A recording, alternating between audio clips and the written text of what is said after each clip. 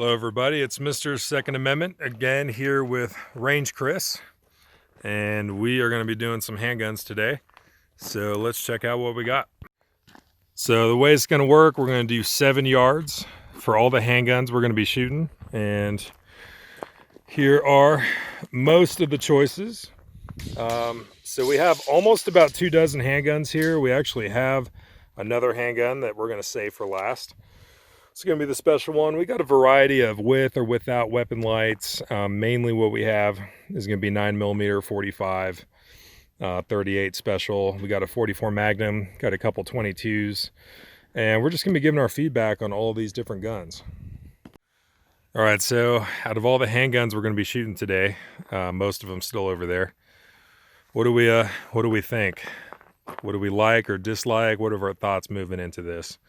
Well, I mean, I don't own anything that I don't enjoy shooting, and asking me to pick a favorite is like asking me to pick amongst my children, because I love them all dearly.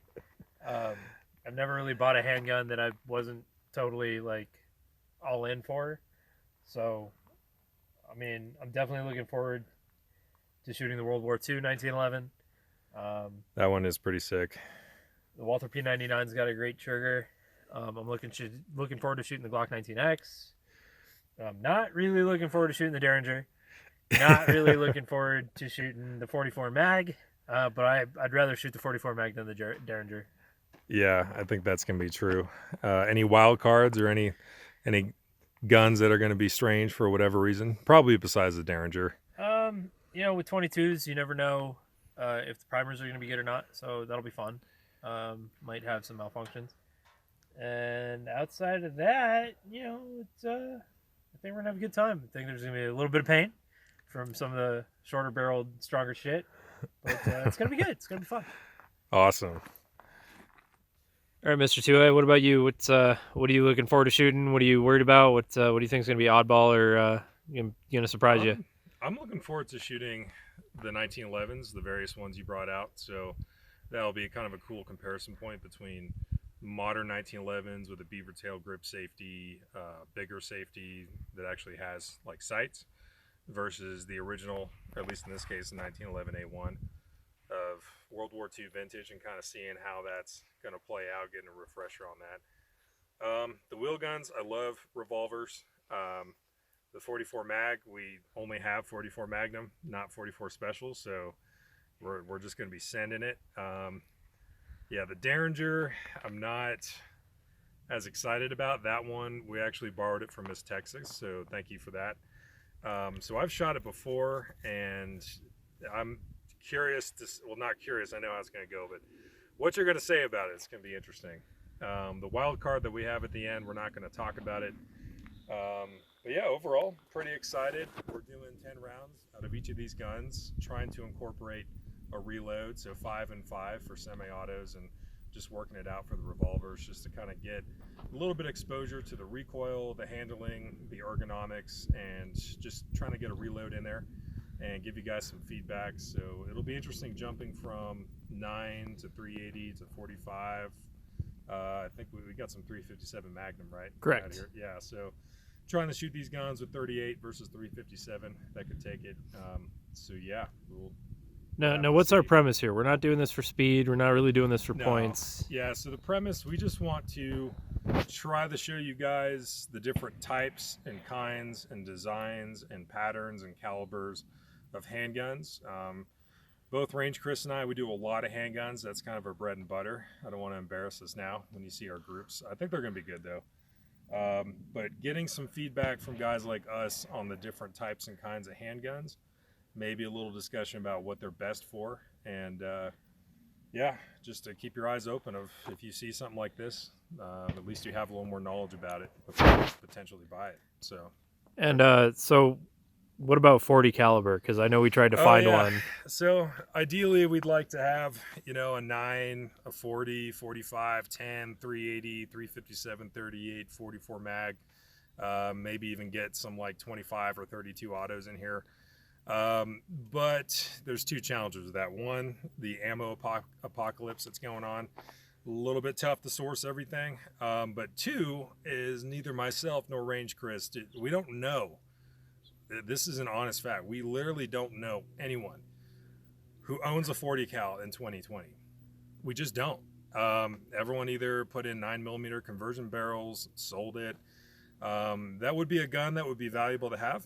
The fact that you can buy 40 cal as much as you want, you could find it everywhere still. But we just don't know anyone who has that. So we wanted a 40 cal so bad to be part of this testing. We just could not source one for this. We spent a couple of weeks, actual weeks, talking to people, asking around, and not a single person had one. So kind of what we have is what we have, and we hope you guys enjoy this presentation. All right, let's get to shooting. Yeah. All right, guys, just keeping the target simple this time on the left side. I'll be shooting on the right. We got range Chris. Looking back at the distance again, going to be 7 yards. We got measured out here. So we're just gonna go for it. I think we're gonna start with our carry guns as a baseline. So range Chris is gonna do the Kimber that he carries all the time every day, and then I'm gonna do the 19X that I carry as well every day, and then we'll flip-flop and we'll just kind of take it from there. All right, so first step to get that baseline, I'm gonna shoot my Glock 19X. We're gonna do 10 rounds of that. Range Chris is gonna shoot his Kimber, 10 rounds of that, and then we're just gonna switch each other's everyday carry guns. So let's go ahead and get rolling.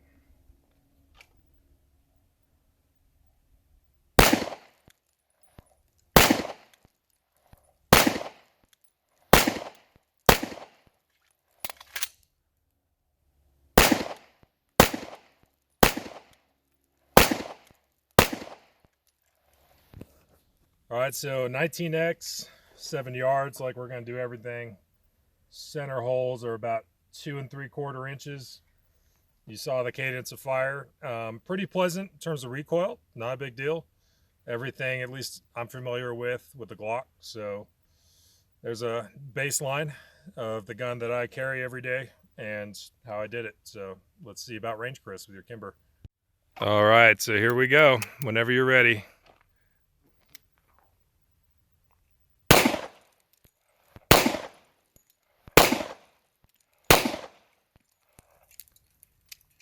Oh, 19.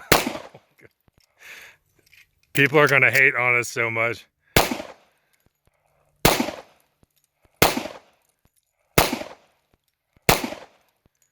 All right, clear. So what kind of failure was that real quick? Ammo got caught up. Yeah, don't have necessarily the best quality ammo right now, but okay, so there's a ruler. All right, what do we think? So, I mean, at longest distance, 4 inches, but overall center impact, I mean, it's all in the black, really, minus one little flyer here. Yeah. How was it in terms of shooting it? I mean, I know you're also extremely well versed with the 1911. It's a 45. I mean, I feel like I cleared that malfunction relatively quickly. Yes, guns jam, including Glocks. So we'll see. Hey, we'll see what other jams we might have today, but it happens. But I mean, honestly, I can't complain about my group size. It's pretty damn good. There we go.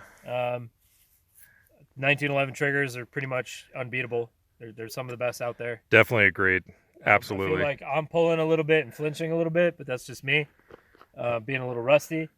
But I mean, all in all, I wouldn't want to be on the other end of this. No, definitely effective. So, all right, so now we'll switch. We'll shoot each other's guns. So here we go. All right, here we go, Mr. 2A with the Kimber TLE Custom 2. All right, I haven't even dry fired it, but I know it's a better trigger.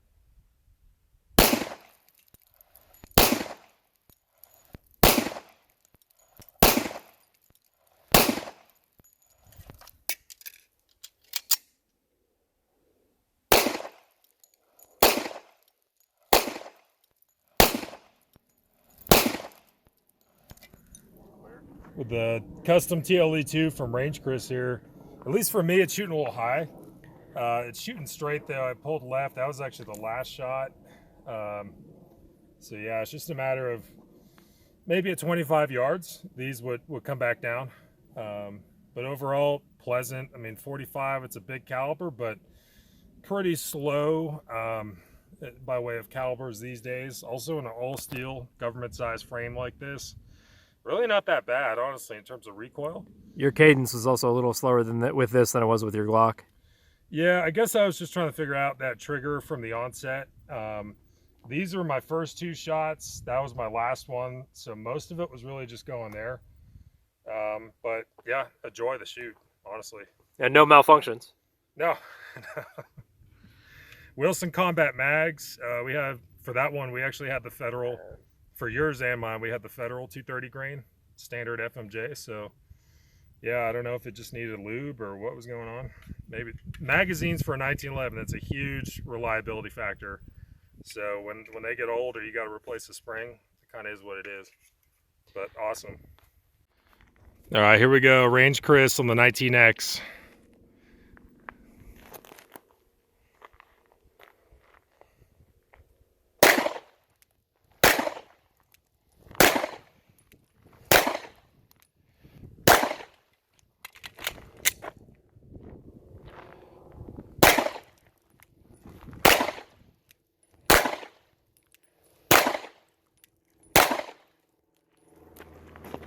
Yeah, I can definitely see jumping into striker fire safe action trigger is kind of... I dropped a couple of them. Those were flinches. That was all me. I don't really shoot this gun or Glocks that often, which, I mean, I shoot that Kimber all the time, and that's not saying much. So, of the Glocks, the 19X is probably my favorite, and I do wish I had more trigger time on it.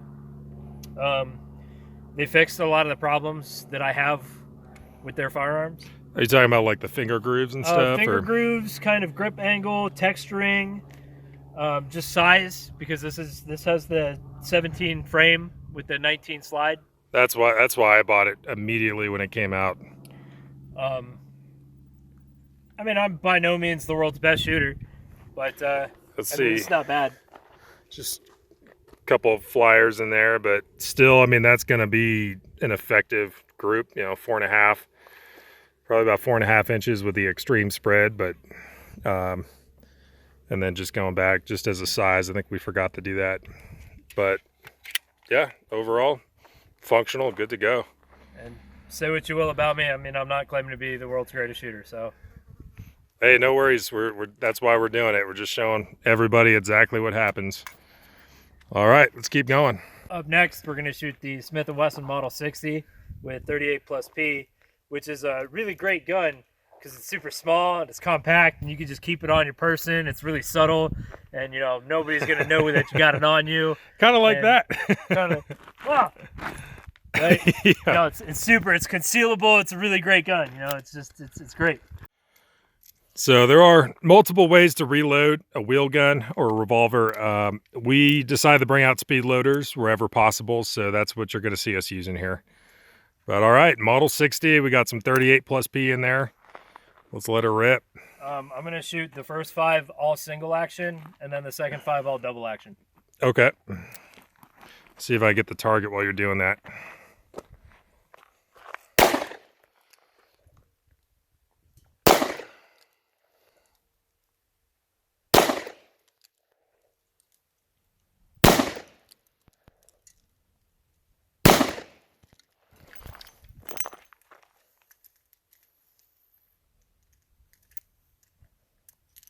Smooth as glass. There we go.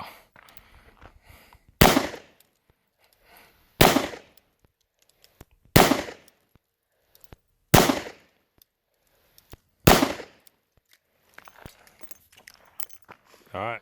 Okay, how was that? It's pretty good, pretty smooth. Recoil is really not bad because it is a steel frame gun, even though it's kind of tiny. I do have VZ grips on this one, which gives you just a little bit more control. They're a little bit fatter than the standard rubber grips that come with the gun. Once more, it seems to be just me doing like about a 6-inch group today. I mean, a 4-inch here. We did get it on video of single versus double, so we'll have to look at that, or I'm sure you guys just saw it. But yeah, I mean, overall, definitely workable. Any other thoughts? 10 rounds on paper at that distance, which is really a little bit farther than what this gun is intended for. That's got like a 1 3/4, like 2.5 inch barrel, something like that. About a 2-inch barrel, yeah. Yeah. So there we go. Okay, Mr. 2A, your thoughts on the Model 60? I've always liked the Model 60, especially with these grips you have on here. I think that's definitely a win. I don't like the rubber grips on really anything. Just catch on your clothes, your shirt. So I'm just gonna do double action the whole time. That's how I would actually defensively use a revolver. So I'm just gonna send it, and let's see what we got.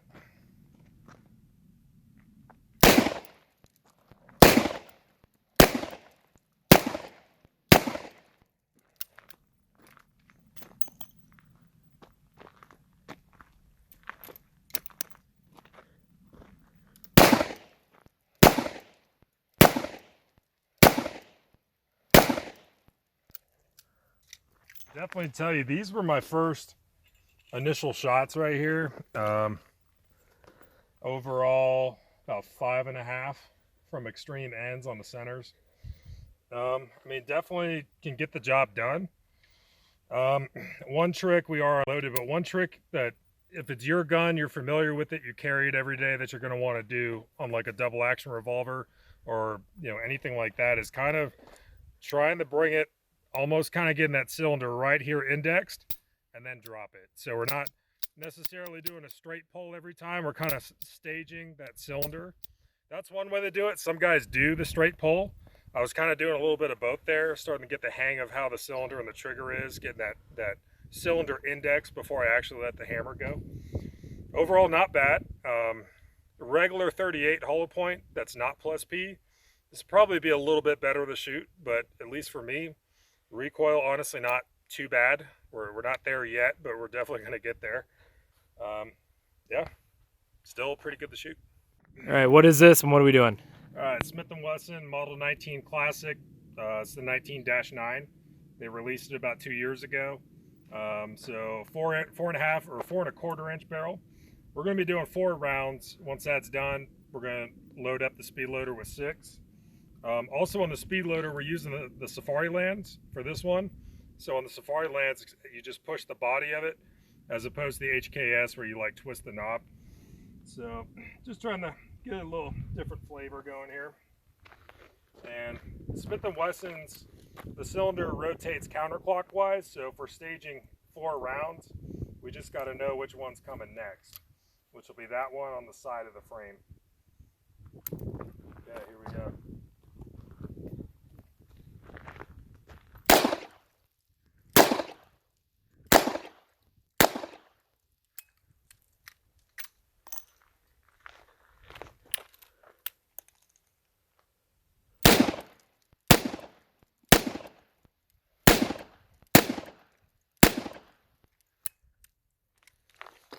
Man, if you spend a lot of time on semi-autos and then you move back into a wheel gun, that's definitely, when it goes click, you're like, oh, I have to do stuff, like a lot of stuff.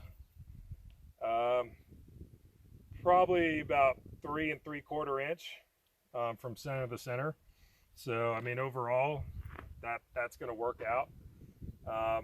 If you're doing double action only like that, which is how I would train if you carry a revolver, if it does have a hammer with an option for single action, I would just run it double.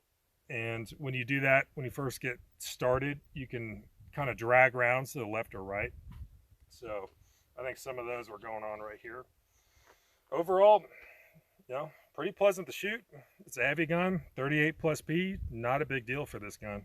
So I do find the grips also pretty good too. Okay, range Chris on the Model 19. Let's send it.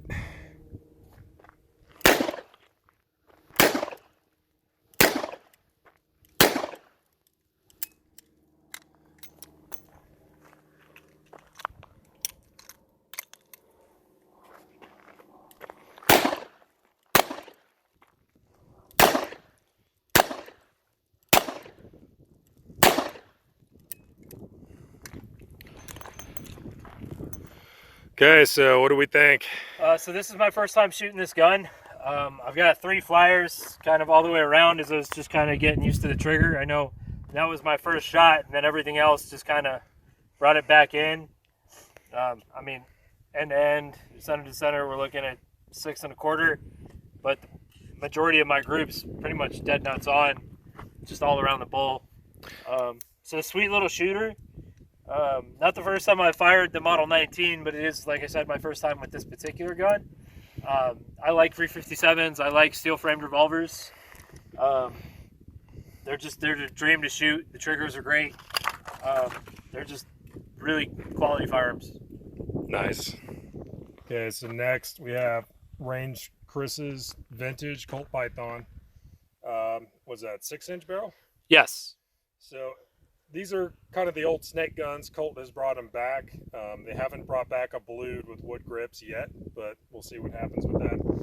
Anyway, getting back to the gun, now that we're on a Colt revolver, a couple interesting things. So now the cylinder turns clockwise, but also to release the cylinder, unlike a Smith & Wesson where we got to push forward on the cylinder release, in this case now we have to push back.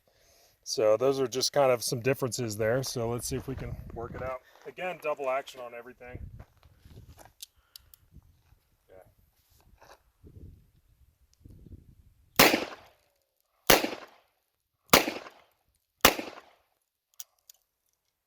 Oh. Let's try to push it forward. You gotta pull back.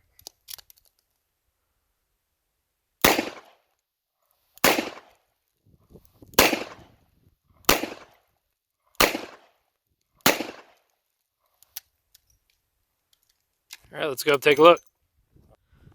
All right, so kind of weird spread right here. These seem to be my first 3, and then I start the average right here.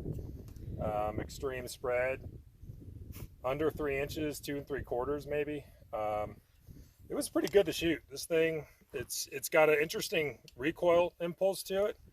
For some reason, it almost kind of felt more than the Model 19. I don't know why. That shouldn't make sense. I did feel a little blast coming off of it, so I think the timing, probably got to take it to a SMIC, get that timing worked out. But overall, still pleasant to shoot. 38 Special Plus P. Not really a big deal in terms of recoil for the gun. I thought the grips are pretty adequate for what I was doing. So I hate the grips on that thing. I actually thought it was okay. But I don't know, maybe putting a little heel, it would look wrong, but putting some kind of spur right there maybe helps it, or could help it. But target sights, that's kind of is what it is. All right, 6-inch blued Colt Python, 38 Special Plus Bs.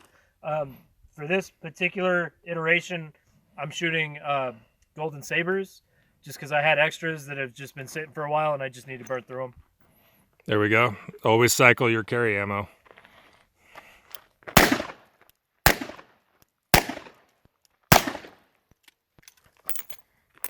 Oh, bullets. It's the realities of life.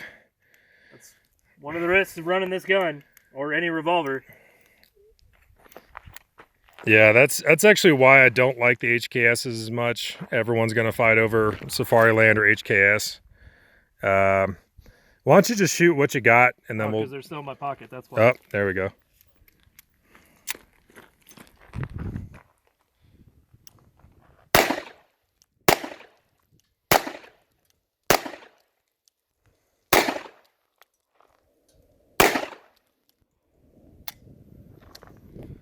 All right. So this is the first revolver that I bought.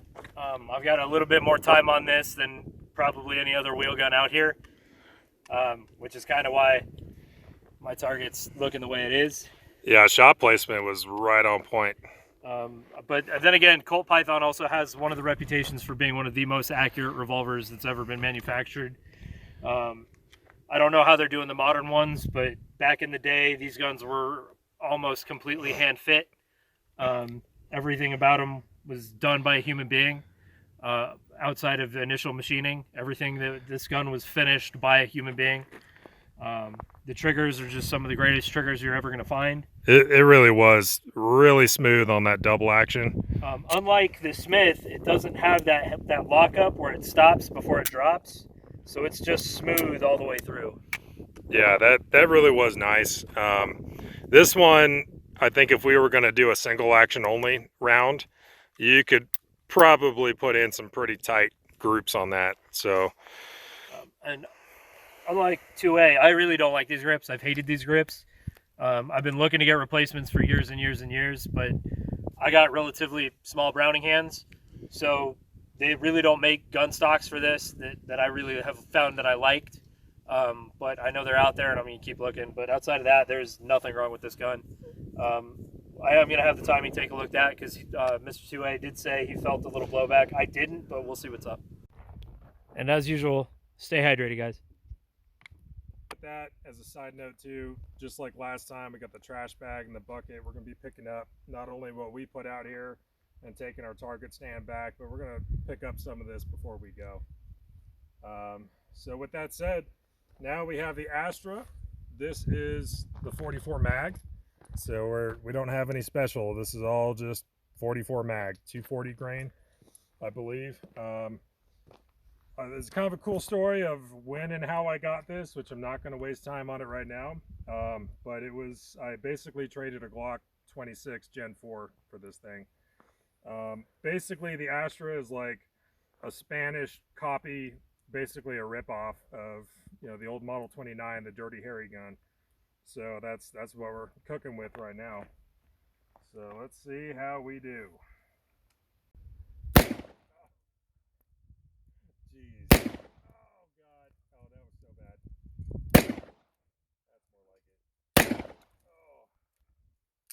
Oh, see that flinch was awful. Oh, it's on camera. Don't worry about it. Hey, we're showing everything. We're not going to edit this out. All right, now I'm actually going to try really hard. Oh, Jesus.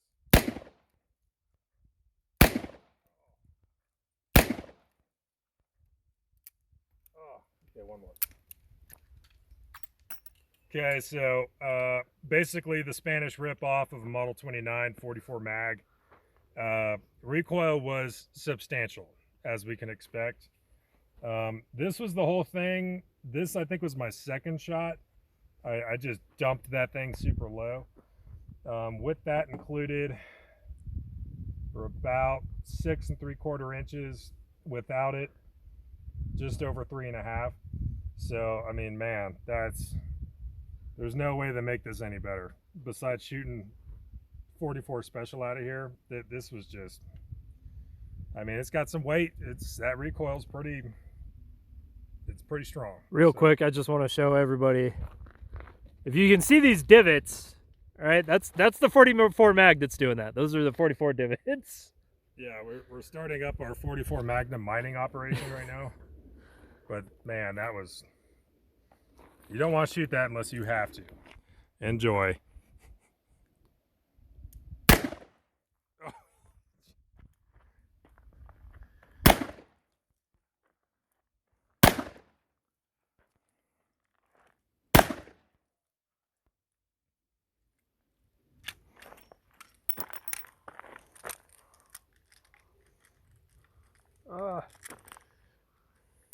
Magazines are cool. Remember that?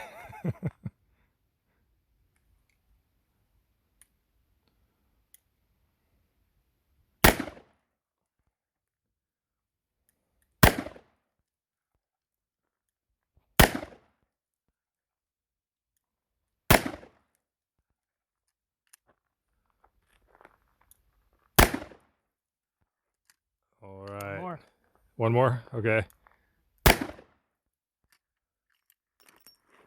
All right. Oh man, you started creeping low. I was hoping you would get off paper too. But I did not. You did, because you were doing some target shooter stance on that. Well, I've always found when shooting 44 mag, because it does recoil as much as it is, you do have to have a really aggressive stance with it. I mean, as you saw, a couple times I lost round count, so I popped cylinder open, checked where my next round was, closed it back up, and took another shot. And if you're going to do that, you definitely want to try to close it back up to the same index as where it was, of course. I mean, once more, from shooting the Python, I've got some muscle memory from doing that. And it's all about how you index your fingers on the cylinder as you pop it open.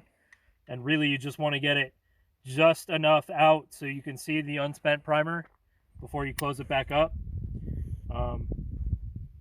But outside of that, I was aiming, I was lollipopping. but I definitely felt that there was a little bit of a flinch. So you can see, let's see,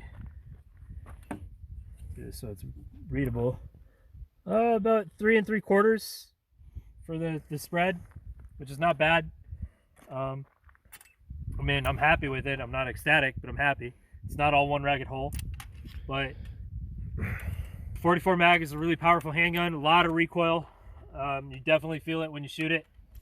And I mean, at the end of the day, fundamentals are your fundamentals: trigger press, stance, breathing, sight picture, and that gets you everywhere you need to be. I use that as every time I go to the mountains up there. That's what I always have for sure. And yeah, definitely not the gun you'd want to shoot, but you do have to put some reps in here and there. And I mean, think definitely good to go. Still not happy about me dropping that round, but I mean, that definitely takes a little bit of practice for sure to keep these things going. Well, once more, going back to the surplus rifles we were shooting, I mean, we are at 7 yards, shooting at 8-inch targets. These are actually a little bit smaller than 8 inches. But at this distance, on a man-sized or cougar size, since we are in Utah, target, you're going to be hitting. You're going to be, yeah, I mean, 44 mag, you're putting a lot of kinetic energy on target. I was just envisioning, yeah, if this is some kind of bear attack or something and you're not able to get out of it and it has to come to that, I think this would have been effective. I would agree. Okay, so we have a modern take on the Derringer. Now, again, this one we borrowed from Miss Texas. I have had to repair a number of these in the shop, and the company that made it is not even in business anymore.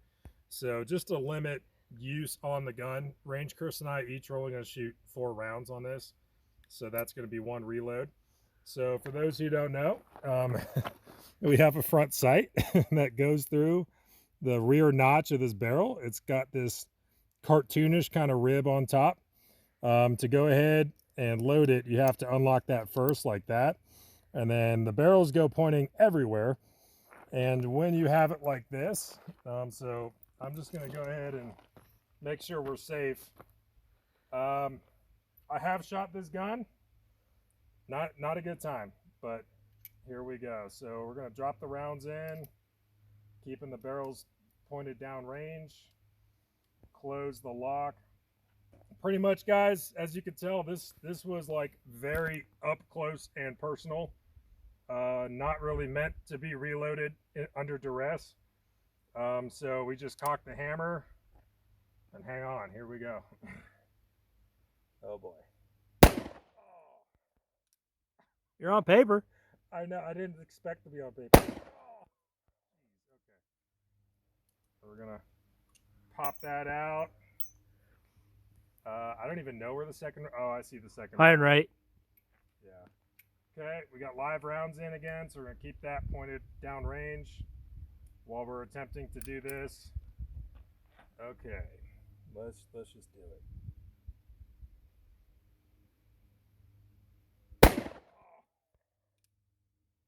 What is going on right now? Oh, okay. I am so glad that is over. Okay, so that was my first shot, and I was pretty surprised it was on paper. I think that was the second shot, and then the other 2 were just kind of out there. Part of the challenge with this, besides really short barrels and like no sight radius, is when you actually, just making sure we are unloaded, when you actually cock this hammer, you don't simply pull the trigger back. You have to pull it back, but also down. So you're trying not to flinch. You know it's going to be a mess when it goes off. And you have to like push down on this thing to get that to go. And that's about, you know, a pretty stout 16 pounds right there. 7 yards for something like this. I know it sounds like I'm making excuses, but this, like, do not want. Where is the high point? Like, help me out. But I'm excited for you to shoot it. That's gonna be awesome. Manual ejector. Yeah. Well, see, and that's the thing. This was not meant to be used as something you would have like an extenuated fight with. This is kind of a last ditch, this is all I got kind of thing. But yeah, you guys may have seen it yeah, we just gotta be careful. That's what I hate too, is when you're swinging those barrels, that thing is like 180 degrees of just do not want. Yep, it's that tough. There we go. That's not that bad.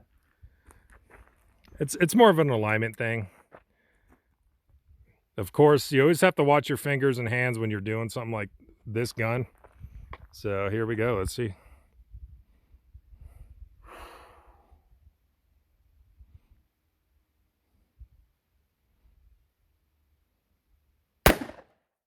Oh yeah. Okay, I got you.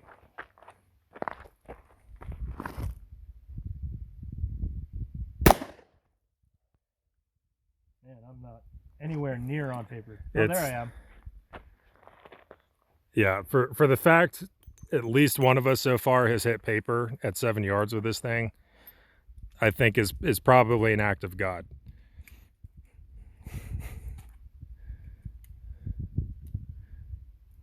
All right, so what do we got going on here? Well, so first of all, it's always a good idea to bring out some tools when you're shooting all these different guns, just in case you do have some kind of breakage or something comes loose.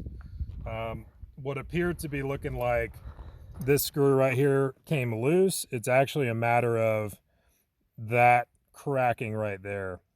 So definitely going to have to repair that. Not my first time working on these guns. They're not really meant for hard use, but that's kind of a weird breakage because that's not even like a load-bearing surface. So the upside is I don't have to fire it again. That's true. Downside, I'm gonna have to tell Miss Texas that we broke the lever on her gun. So, but she'll get it fixed for free. Let's put it that way. Okay, so it looks like we're done with this. What's next? Moving on to the 9mm, I think. Cool. Okay, so starting off with 9mm, technically 9x18 or 380. So we got the Glock 42. This just has upgraded Ameriglows on top, and then a little bit of grip extension that gives you a +1. Other than that, standard Glock 42. So let's see what we got. This gun, I've noticed, is pretty picky. The rounds need to be either full metal jacket or a hollow point that looks like a full metal jacket with its profile. It's not going to feed all types of 380.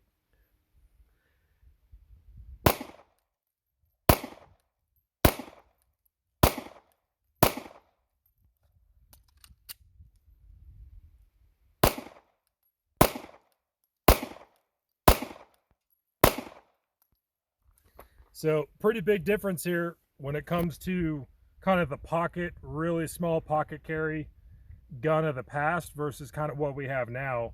The Glock 42 being one example, and also going back to magazines. That's nice. Group size, that's about 1.5, 1 3/4. So, I mean, this is definitely what you're going to need and want to get things done. So, recoil wasn't too bad.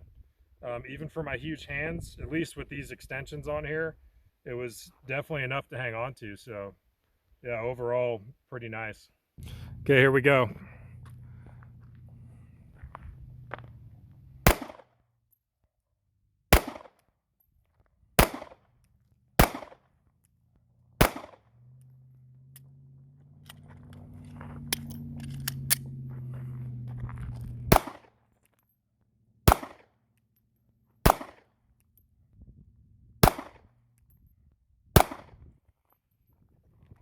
All right, kind of interesting. It went the slide lock on the last time. That's because I was. Were you covering it up? Slide stop. Okay.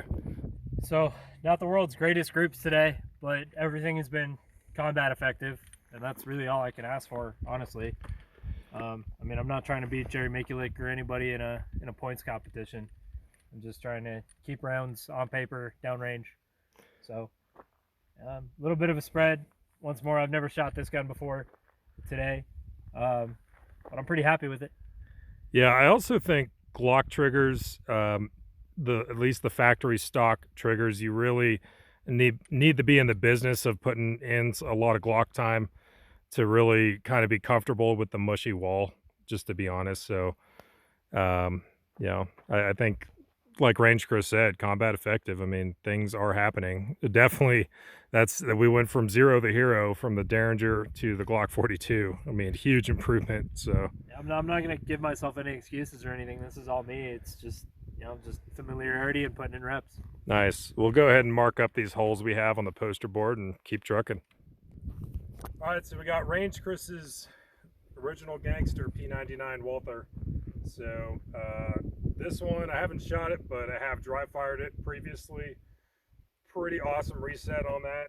So the way this was going to be carried was insert magazine, chamber the round, and then hit this decocker right here. And now this is how we carry. So we're just going to run with that, just like it would be carried. And let's see what we got. Nice grip, feels really good.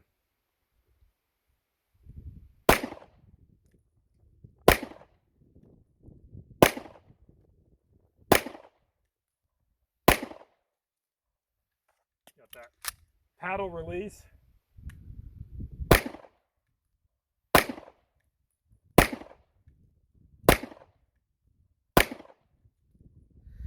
Okay, so P99 in terms of results here, just over 2 inches. Trying to get a hang of it. It only took a couple shots in. I was starting to kind of get the flow on that reset. The grip feels good. Recoil's not a big deal. Paddle release maybe could take some time to get used to if you've never really shot with paddle release magazine releases before. But overall, like, yeah, that was really pleasant to shoot. So sight picture was great too. Love it. So awesome.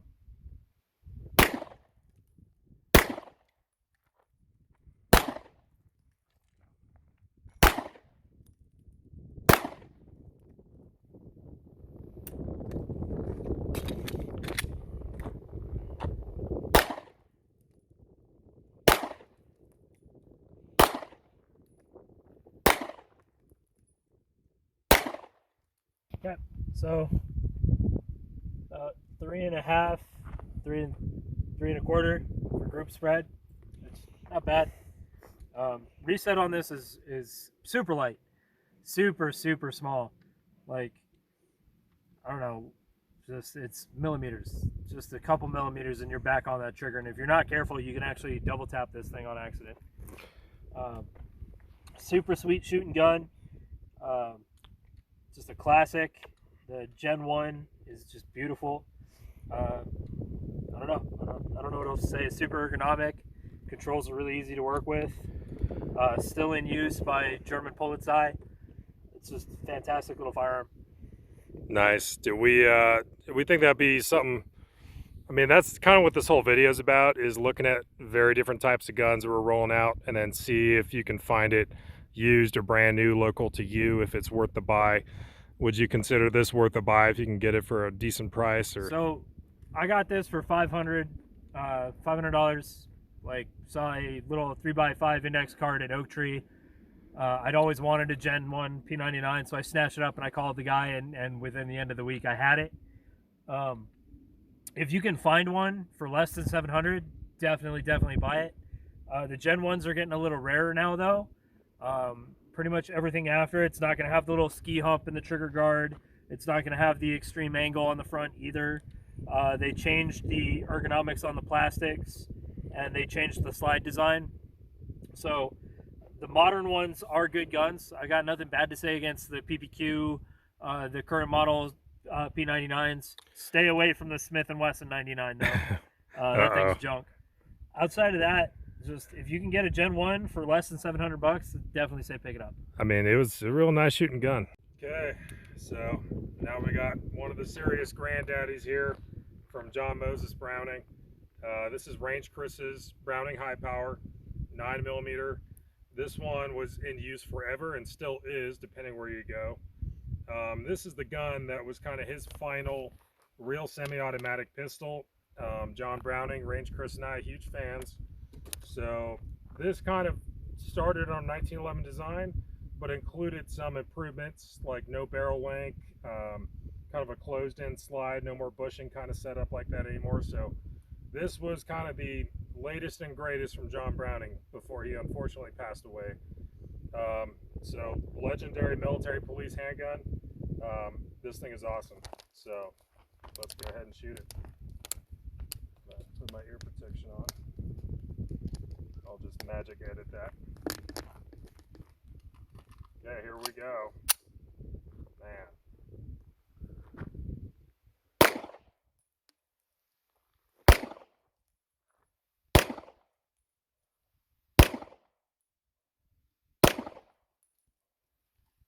Got to rip the magazines out. That was kind of one of the features there.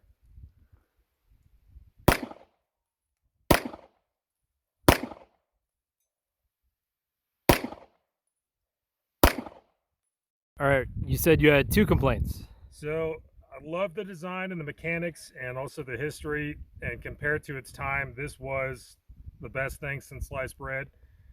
Typical John Browning thing to come up with something that no one else had at the time it came out. 2 problems. One, we'll get that on camera. So every time I've shot a high power, I always get bit just by this hammer, and I think it's because really just holding really high up. I'm kind of used to shooting 1911s or anything holding really high up, and kind of in its defense, even on juggling guns here, even on a Glock, I do use the back strap on there, just because if I don't have a back strap, I'm getting bit up by the slide. But in this case on a high power, always getting bitten up by that hammer. And then the second thing, which I understand why it was a thing, of having the magazine retention as opposed to magazines that fall free, just how it was, where military or police, especially in Europe, they wanted to retain the magazines rather than have dudes pop out and the magazine goes away and gets lost. The only other complaint I really have, the reset, not as ideal. When you fire, you just kind of have to go all the way back and all the way. It's kind of an exhausting motion, really, of not knowing or feeling any kind of tactile or mechanical click at all. The reset, you just go and then hope you get another shot. With practice, totally fine. I can understand why people cut this hammer or change it out to like a commander style hammer.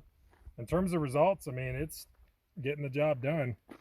I think these were me trying to get used to that reset. Once I kind of figured out, played the game, it was good.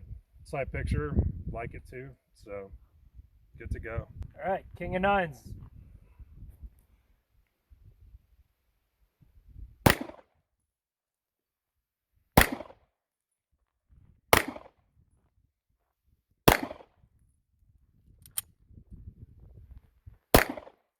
We have a little jam or failure to extract or something.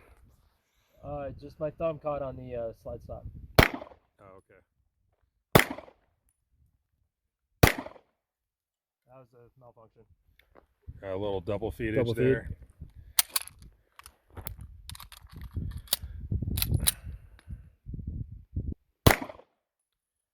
Yeah, I have dealt with high powers, 1911s, a lot of John Moses Browning that comes by my workbench at the shop. And one of the keys to success is definitely a relatively intense amount of lubrication compared to what you would do for a Glock or an M&P 2.0 or something. But yeah, let's go check it out. Okay, never mind, I spoke too soon. We have one alibi, one of those rounds that dropped. Okay. Now we can go ahead and check it out. What do we think? Trigger reset's not really a problem for me, but I'm used to shooting this gun. It is very, very dry, and the slide stop kind of works on a tilting motion here. It's not just all the way forward. It's actually the pin's about halfway through there.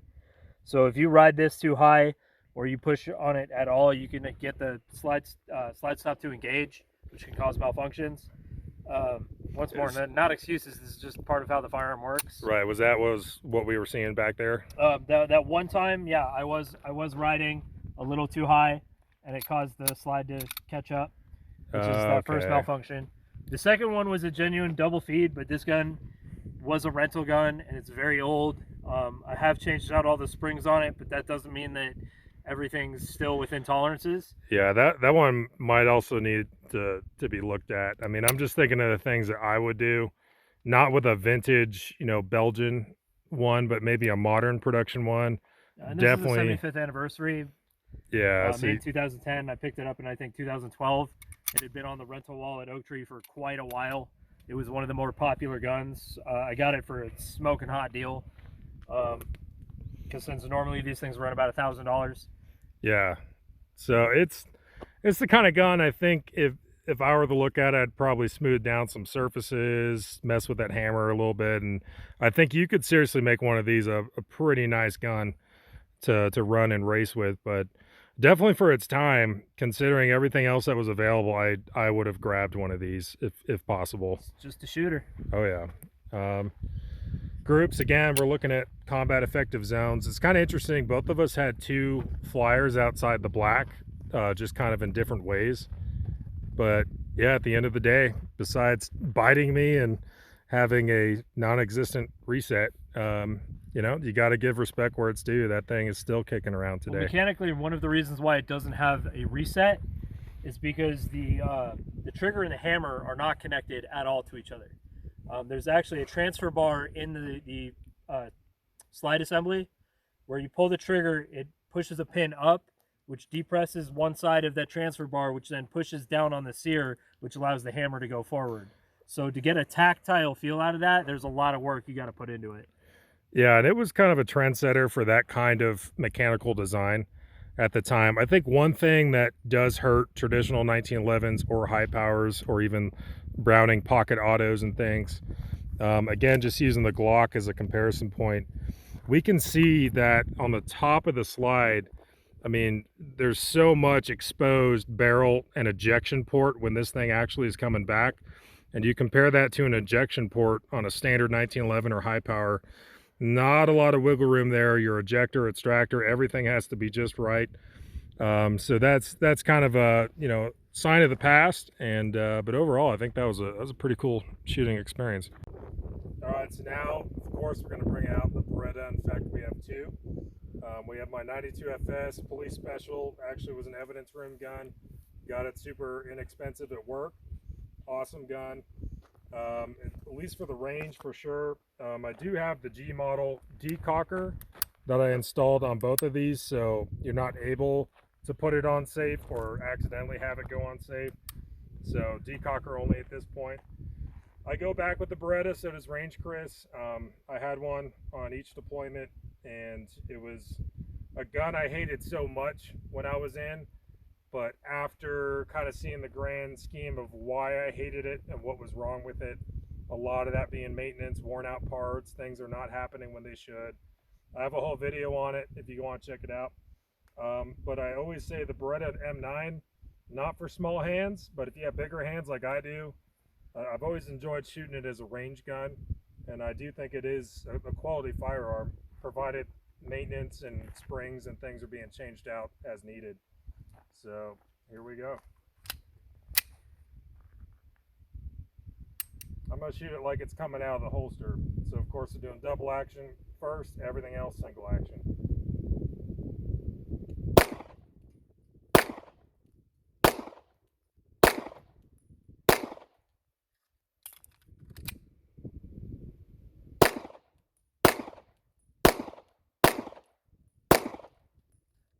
Alright, so sight picture, I like it, or at least I've come used to it. The grip, at least for my hand size, perfect grip. I've always, it is an all metal frame gun, minus the grips. This thing is all metal, so it does have some weight compared to what it is and what it's shooting. So at the end of the day, I think this is an awesome, just fun, pleasant range gun.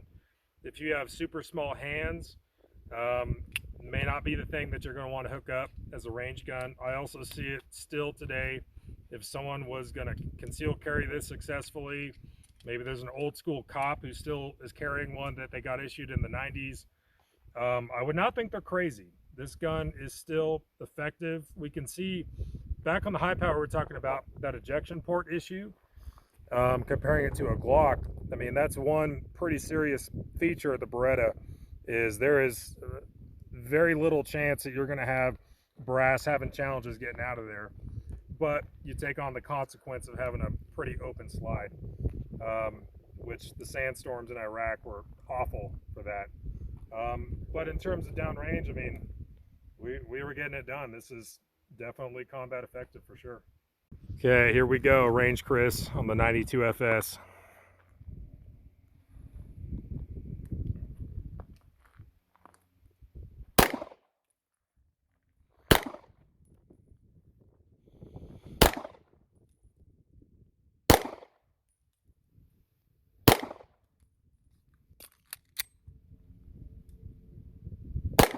Nice reload, that was a good reload.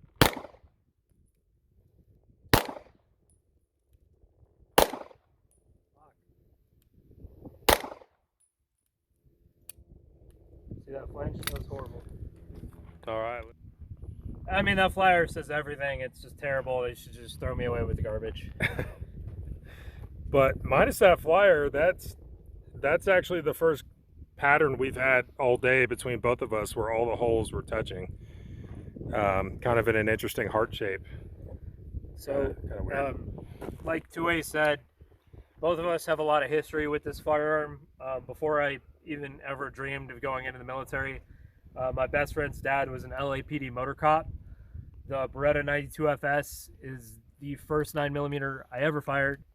I've got a lot of time, not recently with it, but I've spent a lot of time shooting it. It's got a very special place in my heart just because it is like the first semi-auto 9mm I ever fired and really messed around with. I've always liked them. I know a lot of people don't. I know there's a lot of stigma to them. I just don't have those feelings of rancor towards it. I actually like the Beretta. I have, like I said, little small Browning hands. Like anything designed by Browning, my hands fit, but this is a little bit bigger.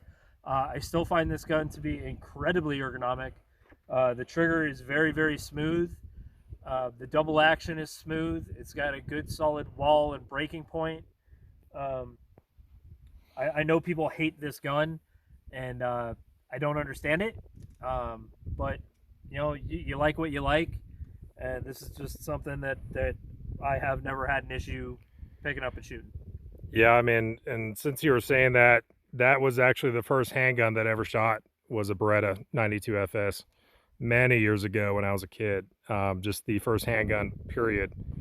And yeah, that double single action, that's a subject for another video, but I also, you know, had a pretty interesting moment with a Beretta on my first deployment.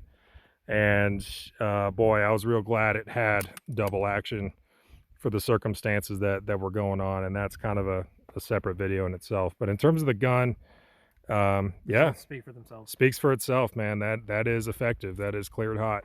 All right, so let's reload and shoot this gun, but different with a light. Yeah. All right, so now we're going to be shooting my M92F. This one, at this point, is kind of a family heirloom. This was something I bought at a local store out here years ago when I was on leave. The idea being to put in a lot of reps coming up for the next deployment, because frankly, you just don't get enough range time, especially with pistols in the Army, even active duty. Hopefully that's going to change with the M17 program, but we'll see. So yeah, this one was the gun for that. So we change it up here. We can see it has the Surefire MR11, so it's not an M9A1. It does not have a rail, but using this Surefire unit, right now we got a TLR1 on there. So we're going to see how this will change when we're talking about recoil or perceivable recoil, just having a little extra weight on there. So here we go.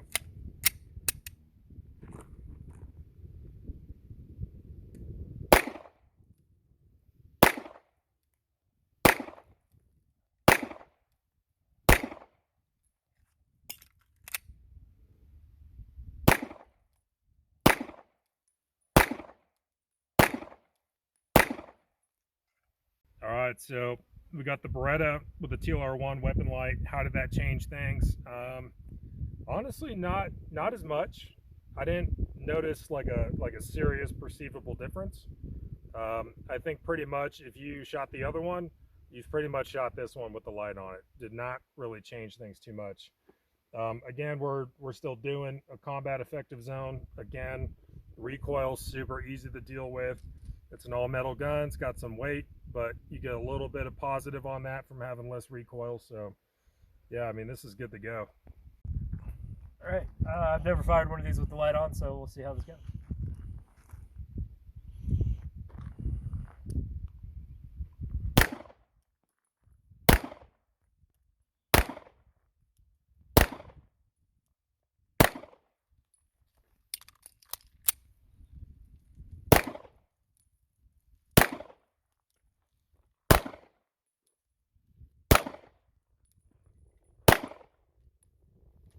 So second group, not as good. A little more up and down to it, which I could definitely feel the weight of the weight moving it around. But also that's just kind of me. And I was shooting a little bit faster this time than I was last time. I could definitely feel that. Outside of that, not a bad group. Everything's touching the black a little bit at the least. So, I mean, I'm not knocking out one ragged hole like 2A is, but you know, I'm putting in some good rounds. So. Also, one thing we didn't talk about, this one has the issue sights on there, so one dot in the front, and then just kind of a ramp in the back, as opposed to the 3 dots that the police special FS had. So a little bit different, but kind of the same. Oh no, not bad. All right. So why don't you go ahead and explain what we have here? This is yours. So this is an Israeli Jericho 941 in 9mm, or as they were colloquially known, the Baby Eagle, which is a terrible nickname, because it sort of looks like a Desert Eagle, and that's what IWI and Magnum Research were known for. So yeah, I've never shot this pattern of gun, not at all. So I can see we have a decocker, just like a standard Beretta, where you actually can leave it on safe. A little bit stiff on that, but workable. So here we go. We'll get on the right firing line. So we would chamber around, decock it, put it back on fire, and then holster it. So I'm just going to shoot it in its configuration just like that. I like the sights.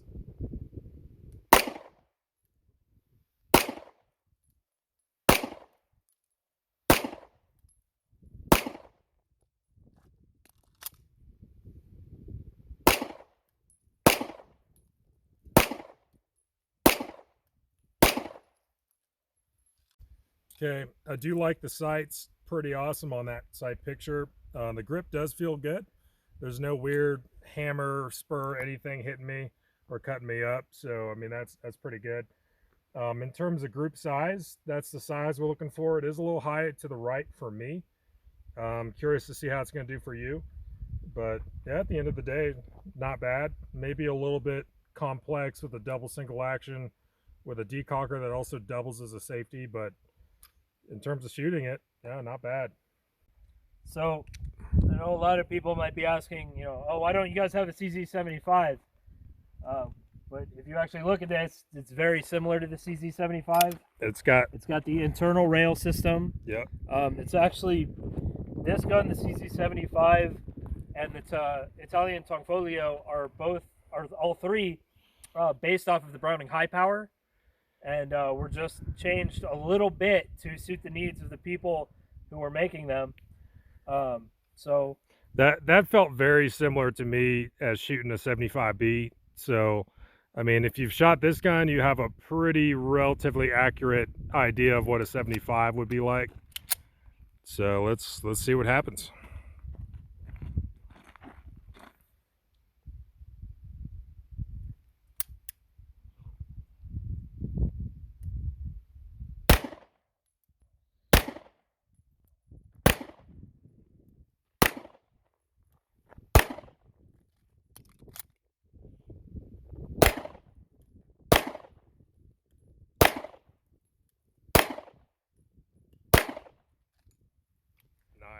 So when I originally bought this gun, I actually traded this gun. A buddy of mine wanted a SIG 226, and we had one at Oak Tree that was broken that only needed a $5 spring.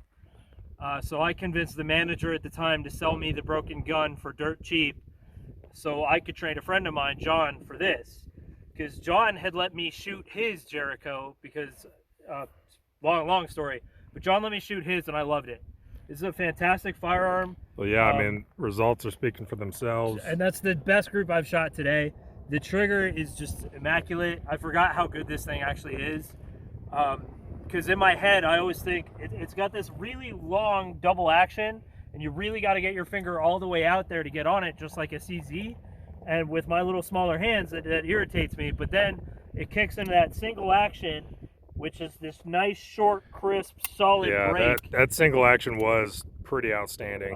And you know, it's a fantastic firearm. If you guys can find one, they're made by Car now, but if you can find one that's actually made in Israel, like this one, yeah. If you can find the made in Israel H3 Israeli Weapons Industries IWI Jericho, pick one up. I get that it doesn't have a rail, it doesn't have cool guy sights, it's not like the most modern cool firearm. But I mean, if you want something surplus, this might be something definitely. If you're just looking for a nice range pistol that other people can jump on, you're going to take people out and go shooting. I mean, it was pleasant to shoot. Single action trigger was great.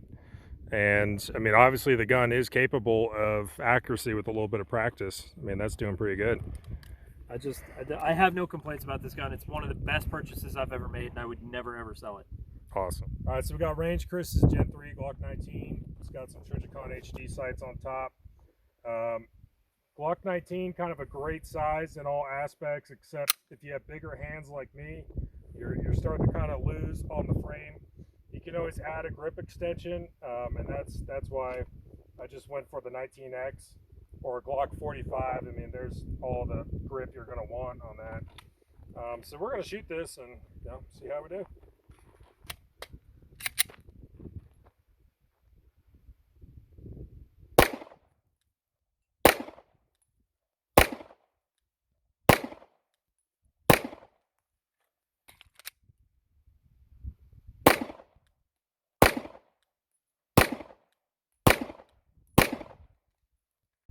All right, so I definitely started getting cut up a little bit. I don't know if you can see that, just right about there. That's what happens when I shoot Glocks. No matter what I try to do, I'm always getting bit because it's pretty short for my huge hands on that. The group was definitely effective. I think it could have been better. I have HD sights on my 1911 that's in the shop getting Cerakoted right now.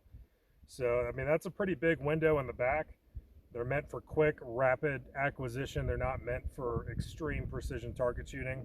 If I slow things down, probably do a little tighter, but then again, I mean, this is everything we expect from Glock. Combat effective. There you go. Glock 19 with the TLR1.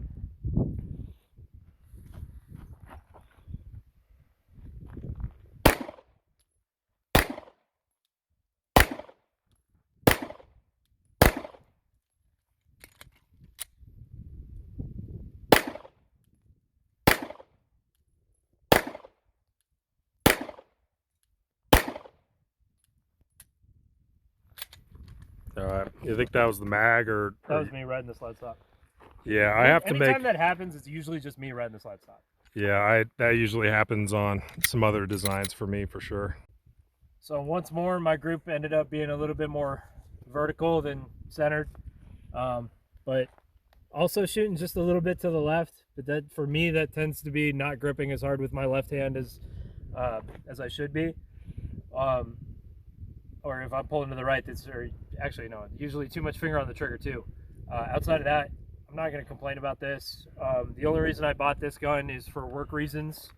A lot of guys are carrying Glock 19s just for interchangeability of magazines and ammunition. That's why I picked it up. I don't shoot Glocks well. I only own the one. Trying to pick up a Glock 19X, but you know, gunpocalypse right now, so can't really get anything. Yeah, pretty tough to get those in. And I did shoot this pretty fast. If I had slowed down, it probably would have come in a little bit.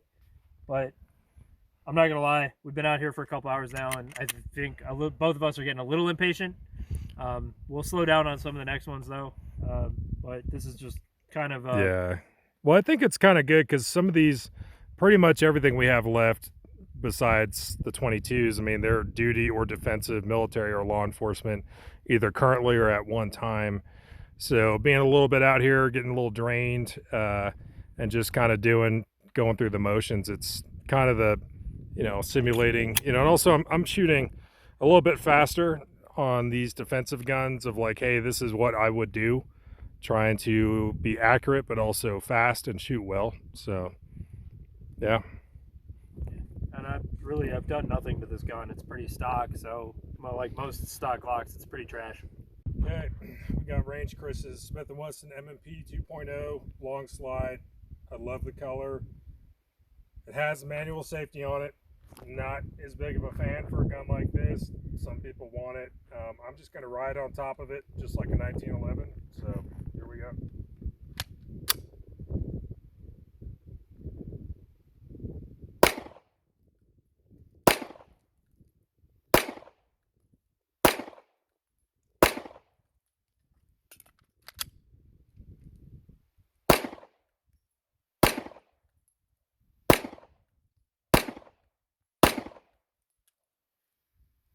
Is that you or?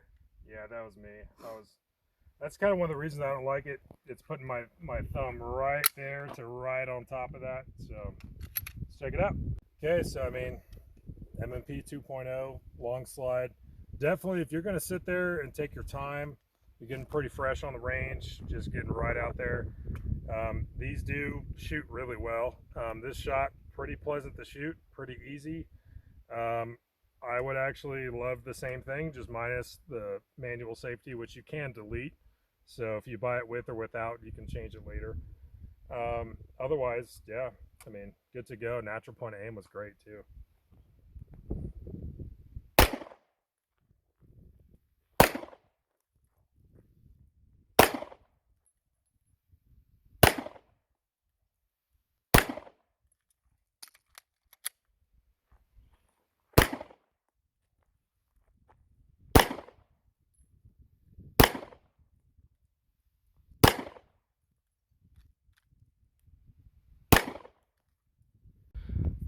Okay, so I mean, I really can't complain. One ragged hole except for a flyer, and it's really not even that far of a flyer. I picked this gun up in Tennessee when I was at Fort Campbell. Me and a couple of my friends from Germany, my gun bros, Ian and John, we were talking about the 2.0 and how Smith had fixed all of the problems with the Gen 1 P90, or not P99, M&P. And I was like, yeah, I'm sure it's great. And then I was actually going to look for that Smith & Wesson Model 60. And I went into this shop and they had this one. And I was like, hey, can I see that? And it was one of those things where as soon as the guy put the gun in my hand, I knew I had to buy it. Like, I could not leave the store without it. I handed him my card and I walked out with the gun. It was just that sweet. I really do like this. I think it's far superior to Glock. I think Smith fixed everything that I had a problem with on the first gen M&P. Well, I was about to say, a long time ago, I used to own an M&P 9 standard Gen 1, I guess is later what we will call it. Good, reliable, durable, functional gun. Just the grip was lackluster. There was not enough texturing on the grip. The trigger was bad texturing. The reset was bad. It was mushy. It was like the mushiest, grossest trigger, which is such a shame because ergonomically it was fantastic. I had nothing bad to say about it when it came out. I thought it was great. And then they did the 2.0, which if you listen to your buyers and the people that are using your product, if you listen to them and they give you feedback, you could genuinely create a better product. And that's, I do have to give it to them. I mean, the Smith & Wesson rolling out the 2.0 is really an example of a company listening to customer feedback and actually not screwing it up, and in fact making it better. So, and they fixed their ambidextrous slide release too, because these used to break after a couple thousand pounds. They fixed that as well. I mean, if you are after a Glock but you can't find one, definitely a great alternative in terms of inventory. If this is all you can get, just send it, dude. It's a fantastic gun. Okay, so Range Chris, why don't you describe what you got here? So this is another story from when I was stationed at Fort Campbell. I went into my favorite local gun store, and I looked in their used handgun case, and I saw a Smith & Wesson 5906, which is a gun I've always kind of liked. It's got a very unique look to it. It kind of reminds me like a Ruger P95-ish kind of thing. Except nicer and not as jam-o-matic. But once more, in my going back to the Beretta 92 a little bit. So that same motor cop, my best friend's dad, he carries this same pistol, but the single stack version, and that was his off-duty carry gun for forever. And I saw this, and it reminded me of that, and I was like, I just gotta have it. But we, in fact, do still have, like, California CHP still carries this, right? Yes, they shoot the 40 Smith & Wesson version of this. Okay. Interesting features on it. Double single action, just like the Beretta and the Jericho. What's interesting is when you put it on manual safe, it actually brings that hammer back, just kind of as an extra bit of insurance. So, yeah, I'm just going to shoot it.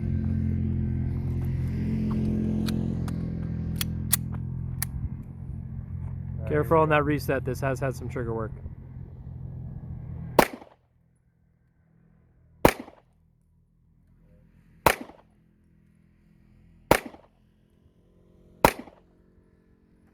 Can't seem to get that trigger down.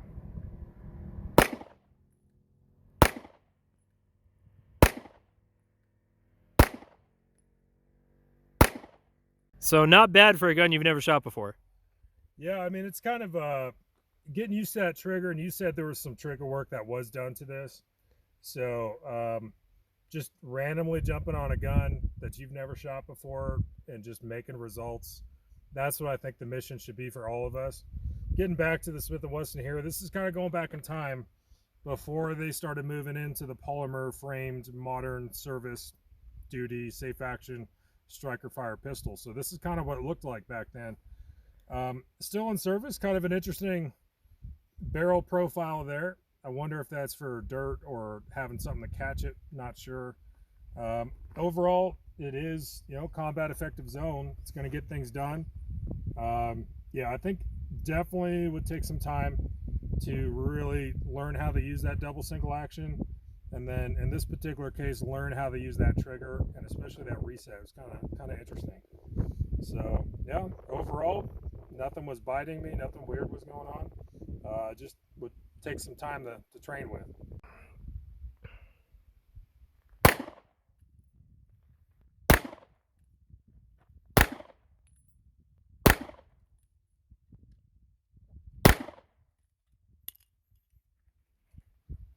Don't forget where you put your magazines. Yeah.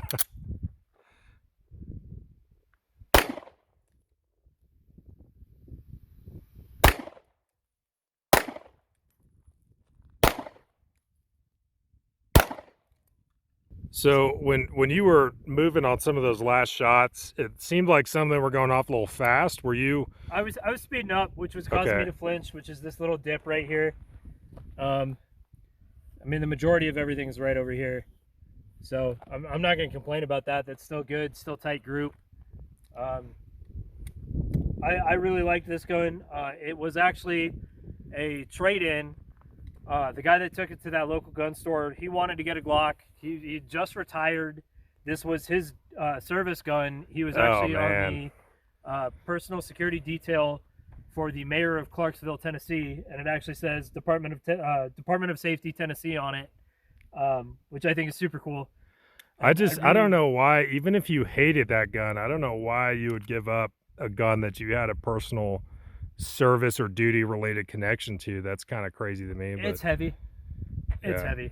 A Glock is much lighter than this. Or just keep that and buy a Glock, like, I don't know.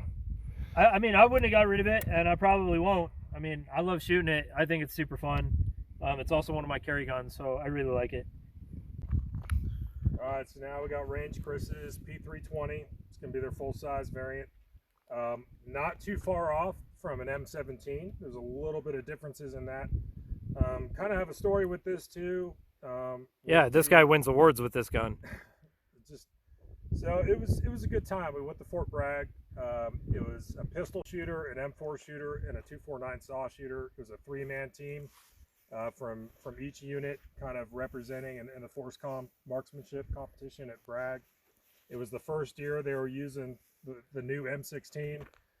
Sergeant Major Force Com hijacked those guns from M17. SFAB. What's up? M17. M17. Yeah. Excuse me. So we shot the M17. We had a whole week. We were putting hundreds of rounds through these guns. Very impressed with this gun, and definitely a huge step up from a Beretta in terms of just being brand new, being a better design that's easier to train soldiers quicker on, lower production cost, easy to replace parts. So anyway, in terms of the shootability of the gun, you can get an X-carry frame. You got Wilson combat frames. There's already so much you can do with this gun. But let's go ahead and just shoot it.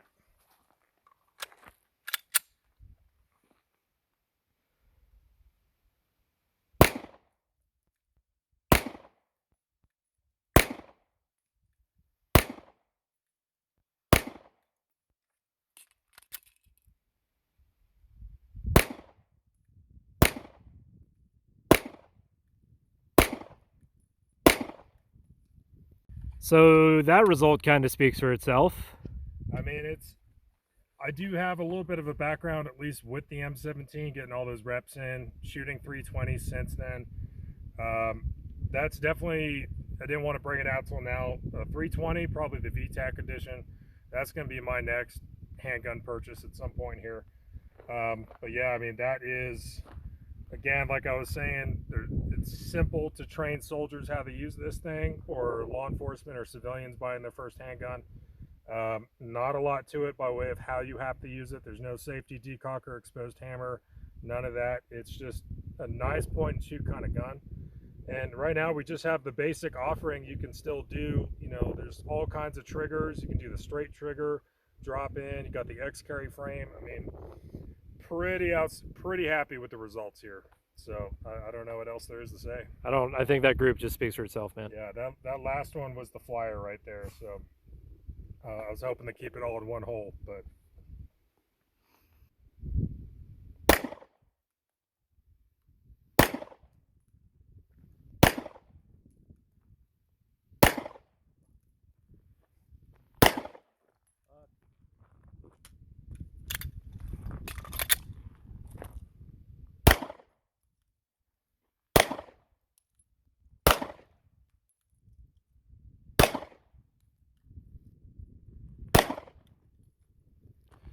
okay, so just in range Chris's defense, I was mainly filming him on that. So pretty much that whole magazine was like right here. And then we started to kind of fall apart on that second mag. So I threw one round, which went here, and then I stopped taking my time and I sped up and I just started shooting. And I mean, I can't really complain because it's not bad, but it's just all over the place. And I also haven't shot this gun in over a year. So, I mean, it's not bad. It is what it is. Hey, going back to the end result, that is still combat effective, and I will always stand by this. This gun is going to be so much easier for dudes, NCOs, for guys to be training soldiers on how to use this thing. Instant results. Plus, we didn't talk about it has a modular frame, so you can literally change anything you want about this gun. And just that, here, I'll hold on, there, you got it. Yeah, so just getting rid of the, yep, and just from the front end there, bam. So actually that is legally defined as the firearm that has the serial number. This right here is just a plastic handle that you're holding on to. It's not technically the frame of the firearm. So within seconds you could turn this from a full-size variant to a more compact or subcompact. You can upgrade your frame. If you want to try your hand at stipling job and you mess up, no big deal, just order another one. They're like 45 bucks. Overall, pretty outstanding handgun. So I think we're going to have a lot of good success with this over the years in the service. Okay, going back to 45, back to John Moses Browning. For a moment, we'll forgive the full-length guide rod in there. You're not going to forgive the rail too, because you didn't invent that. That's actually an enhancement on the design, sorry. So let's just send it 45 full size. All right.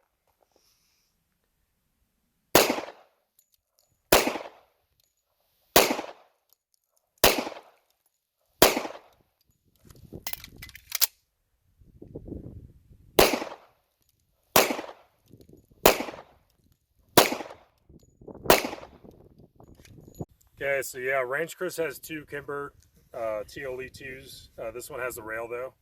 So this one, of course, we got the X300 on there.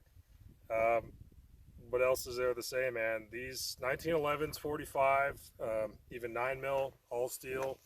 Just for me, it's a joy to shoot, kind of going back home. The best trigger you're going to find of any gun that you could look at to purchase, it's going to be out of a 1911. In terms of groups, I was starting to do a little vertical stringing. It's a habit I tend to have of starting to go a little higher as I'm starting to punch a hole. Something I'm trying to work on, but yeah, this was honestly just great as expected. And no malfunctions. No malfunctions, man. You got to keep these things lubed up, but you're good to go.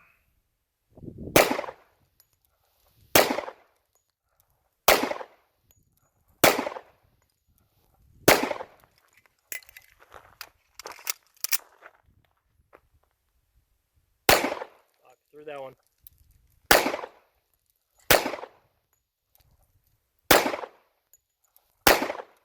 So as you can see, there's only the 2 holes, so I really didn't do that good. One thing about shooting 45 is if you're a decent shot, it's not as hard, of course, to start making one big hole. Yeah, I saw that you slipped that one, but the rest... No, everyone's going to say that I only fired the 1 round and then just shot everything else off the target. That's not what happened, okay? All right, so that is 9 rounds with 1 flyer. I know what it looks like, but I guess my day's getting a little bit better. But I just love shooting 1911s. I really do. Yeah, the trick on the 1911, it has to be quality parts, a quality build, professionally and properly hand-fitted, stacking tolerances, and the right way. Magazines, that's a huge component to 1911 reliability. And also making sure they're well lubricated and taken care of. Lots of maintenance involved here compared to modern options. But yeah, if you got a gun that's running light or running well and it has magazines that it likes and everything's in order, these are great guns. And at least it didn't jam this time. And we got 50% between the 2 Kimbers, so there we go.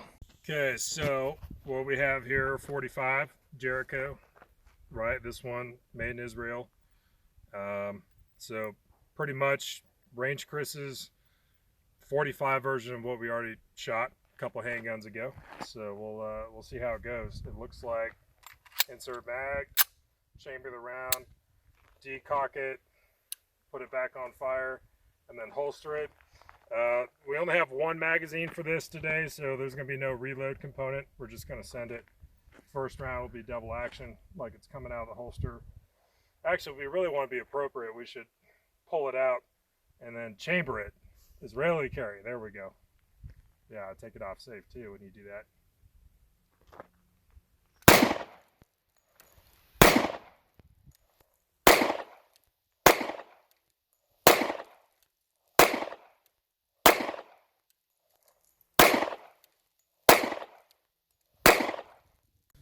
So, I mean, we're still getting that combat effective zone for an issue or defensive sidearm. At least for me, the really pleasant, awesome range pistol that was the 9mm Jericho, we have lost and abandoned that, at least on this.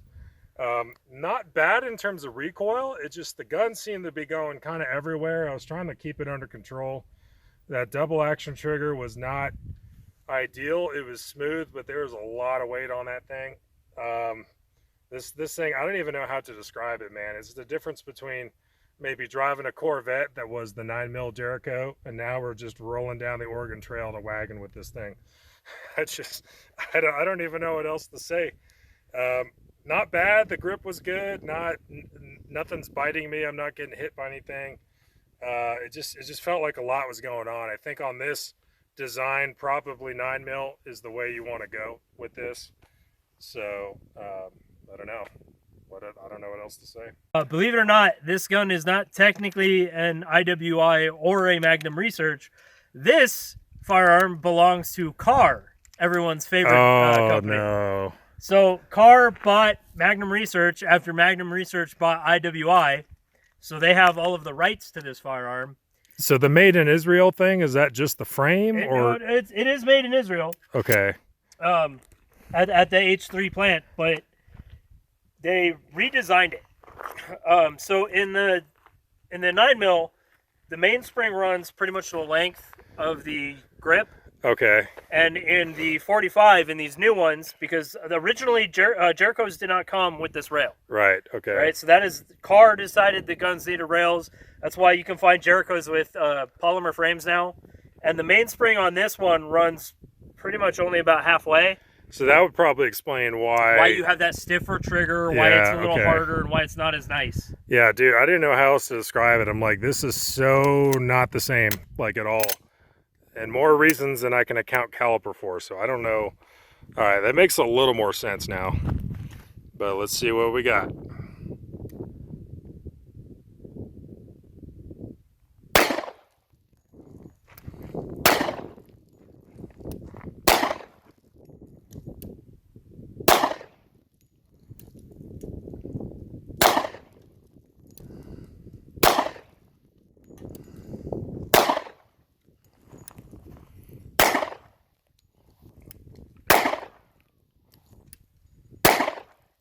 So you'll notice I'm kind of all over the place. I'm hitting a little low.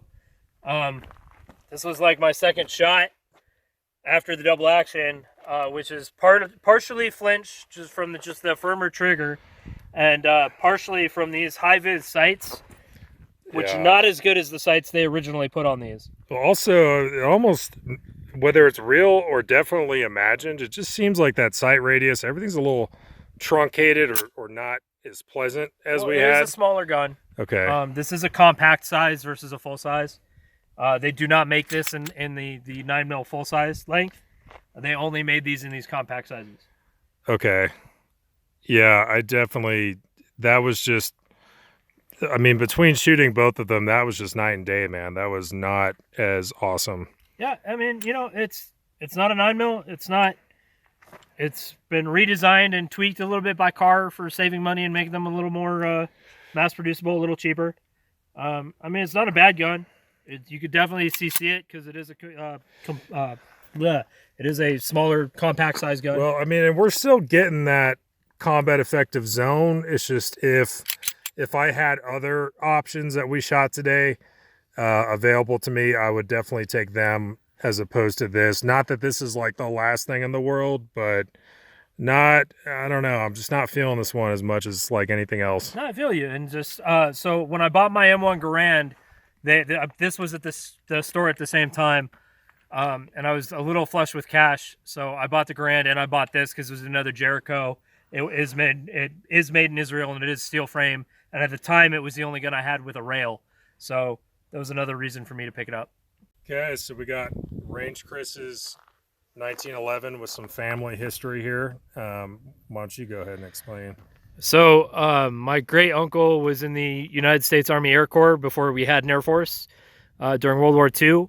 And to family history, this is the firearm that he carried in the bomber he was in over Germany. And he gave it to my grandfather. And then when I turned 18, my grandfather gave it to me.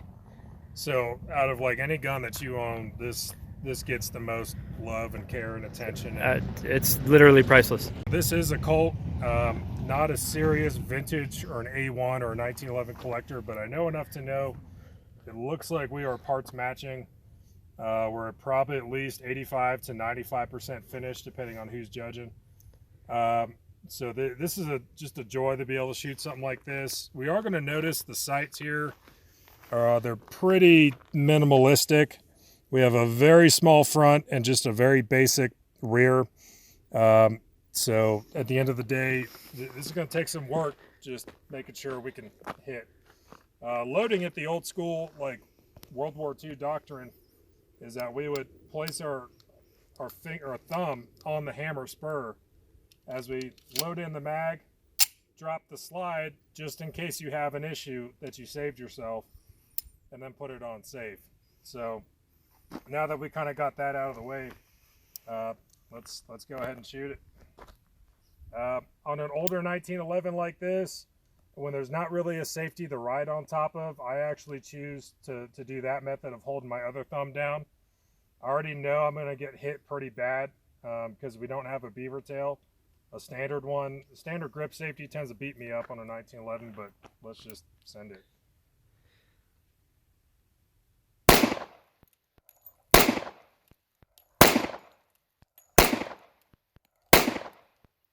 I'm not going to drop the mags. These are also vintage magazines, so we're just going to retain that.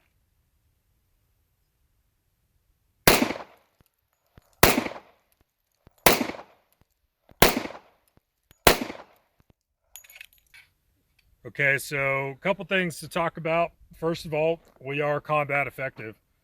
So it was doing what we needed it to do, even with these pretty minimalist sights. I gotta say, had a little unfair advantage where the sun is right now. It was glowing up that front sight really nice, so that actually was not a problem as it might be with different lighting conditions.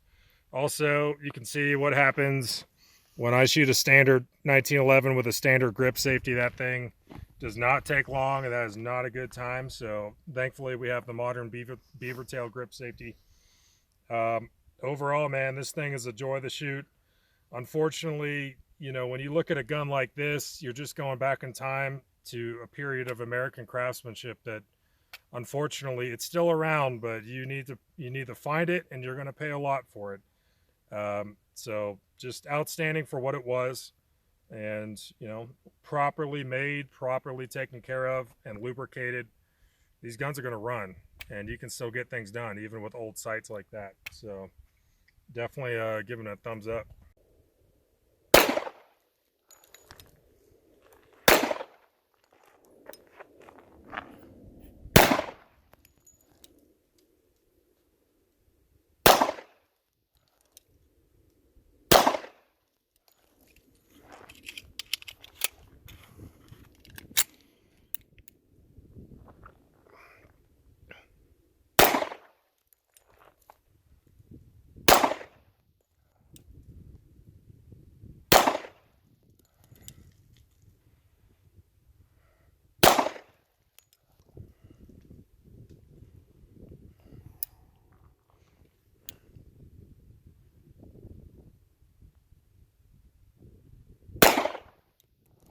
So just pointing something out real quick.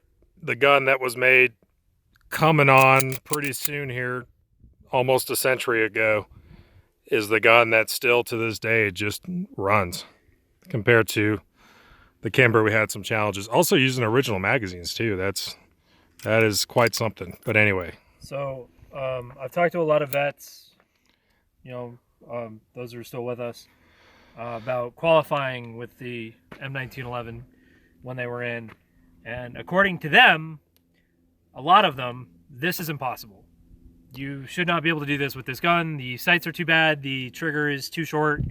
I've heard so many people complain about this gun. And then every now and then I'll meet or run into one guy who is just like, it was the best handgun I've ever fired. And I think, at least with my experience with the Berettas in the Army, and then also being an armor and seeing what those issues were. I mean, we're talking about guns that are not the easiest to train. You know, if you got a whole bunch of draftees moving into World War II and nobody really grew up shooting pistols, and you're going to hand them something like this with sights like that. Also, quality control, not from the factory as much as just parts that when they need to be replaced, they have to be hand fitted into this gun just to verify it's done right. So between potential issues with the gun for those reasons versus trying to teach guys rapidly and quickly how to properly shoot this thing, definitely not, I would say, a great beginner's gun. And I think a lot of guys probably struggled with that from the onset as well. Well, 2A and I have also touched on this at other times as well. Just following off of that, this is not a beginner's gun. If you have to teach people to use this and you are not incredibly proficient with it, then the people you teach are not going to be incredibly proficient with it. This takes a lot of time and effort and patience. I mean, you saw how slow fire I was on that in order to get it. Yeah, I mean, that was, especially that last shot, pretty slow cadence on that. But, you know, I run my other Kimbers a lot, my other 1911s a lot faster than this, but I'm pretty sure that and at combat distances like this, if we were running a steel course, I could probably keep up with this gun. Yeah, I think that's a fair assessment. And just as kind of a side note, if any of you guys have a gun like this that was passed down in the family line, it is your responsibility to keep this thing away from the rust, keep this thing taken care of. Don't go out there getting the slide milled and try and put a red dot on top or something crazy like that. If you want a custom 1911, just get an STI or just go build it. Don't take something like this and do that. So if you want a project gun, buy a Rock Island. Yeah, there you go. If you want a project gun, buy a Rock Everything but the frame and slide are pretty much going to have to go. But yeah, so that's just showing you what two guys can do with a standard 1911A1 World War II vintage with that history of your family also. That's really awesome. So that's a pretty cool way to end, at least the center fire. But we still have a couple more to go. Okay, got the Glock 44. I've had this thing since it came out, and we got a first batch of them in. I bought it. I've been keeping a log. I'm trying to do like some serious long game review on this because of all the controversy that initially came out. Overall impression, this thing is outstanding. By way of rimfire, 22 long rifle pistols. It gets a little dicey when it comes to reliability. We all know that with 22 in general. This thing, I clean it every 300 rounds and just keep going. It's really nice, great training tool. They made it to the Gen 5 Glock 19 size, a little bit lighter weight, awesome training tool because, you know, cheap, easy, reliable, well made. And probably one of my favorite things about it is they kept all of the safe action, the striker fire, everything at a normal Glock and how it works. That's what we have here. They didn't change anything or make it an internal hammer or something like that. So let's stop talking about it and let's shoot it.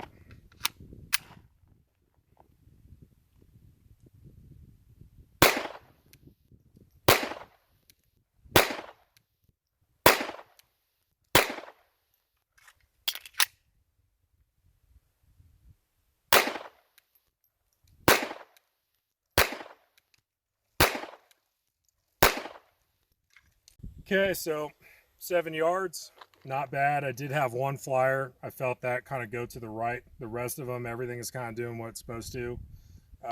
Looks like we need to adjust the sights, and thankfully that's a feature that they have. Adjustable weekend sights on there, good to go. Not ideal, but for those with arthritis or strength issues, this could be a pretty, top contender as a choice for home defense pistol for someone kind of in that category. Anything's better than nothing. Accuracy, I mean, I've always been happy with this thing. It shoots the garbage, just bricks of ammo that you'll find at Walmart. You don't need to buy the CCI mini mags or anything a little pricier or hard to find. So that's probably the biggest thing I love about it. Also, outstanding training tool. So I don't know what else there is to say.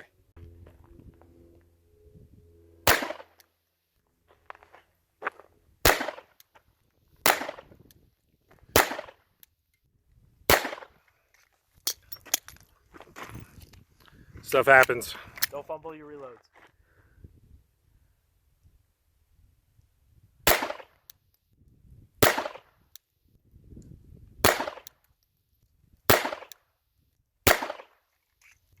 All right, so now my best group. Kind of disappointment after what I just did with that 45. But it's all in the black. That was pretty much my worst flyer. The trigger to me seems a little inconsistent. Like it wasn't breaking consistently.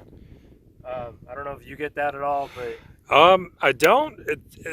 To me, it's consistently very Glockish, which kind of going back to what we were saying before.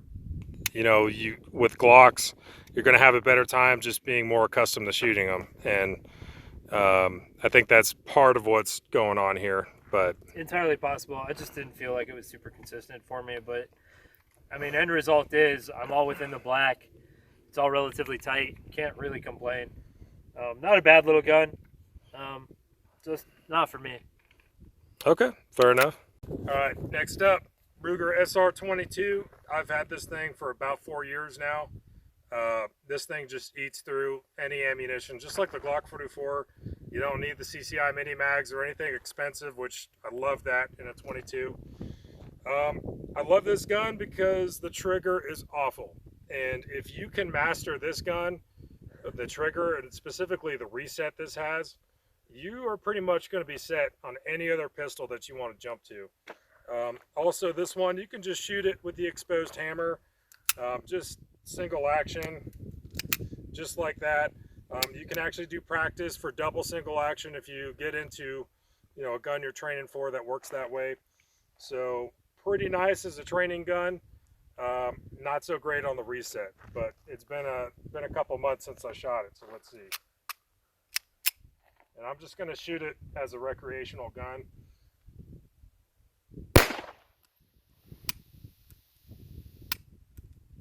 Okay, light strike.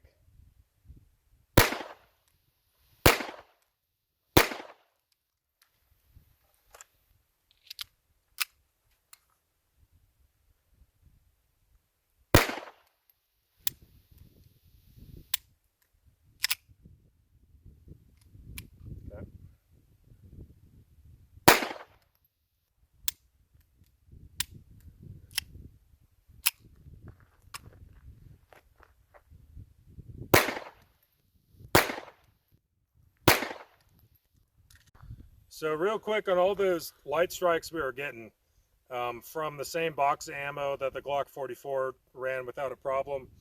When you encounter a situation like that, it makes me suspect this gun rather than the ammo. Although that can and does happen with 22 or anything rimfire, it's just a fact of life. So maybe it needs a new firing pin. Maybe something is kind of wearing down in there. I've fired a lot out of this gun over the years. In terms of where we're hitting, I mean, it's good to go. Even for my big hands, you can get 2 different sizes it comes with for that grip. Great training tool.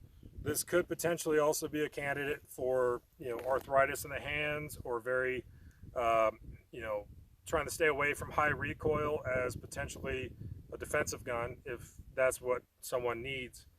But yeah, I think it needs a new firing pin. I'll have to check it out when I'm at work and just kind of see. But overall, I mean, shot placement, it's got a tight group. It's always been accurate. So there it is. All right, second to last handgun, Ruger SR22. All right.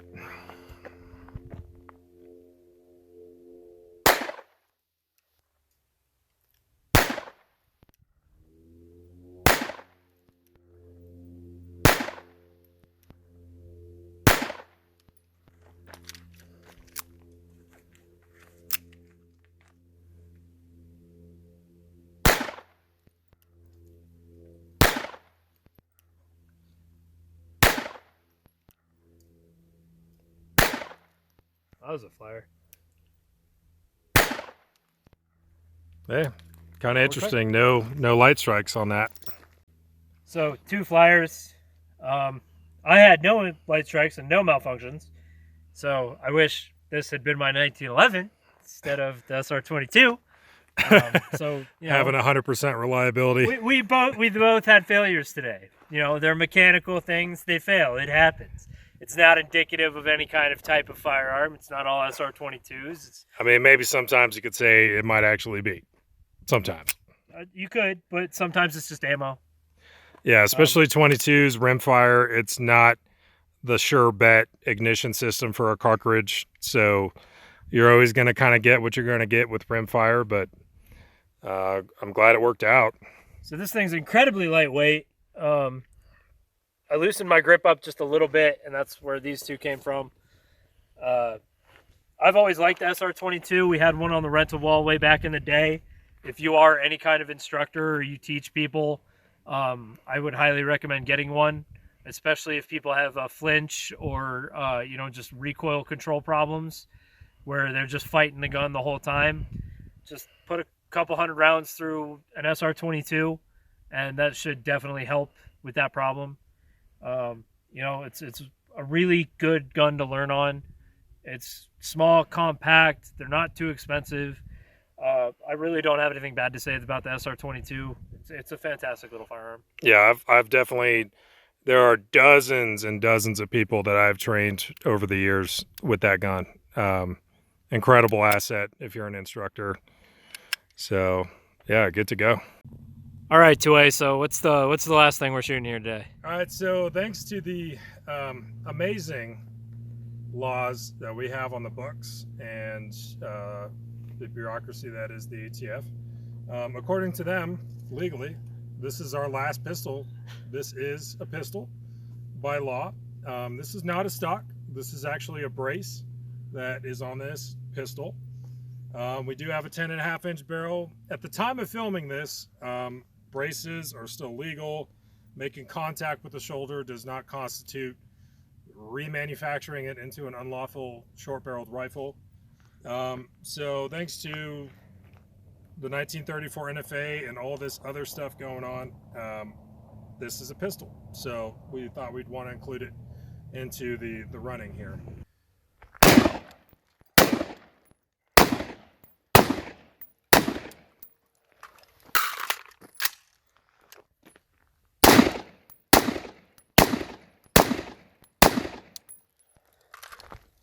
Okay, so we're clearing out some of this smoke here.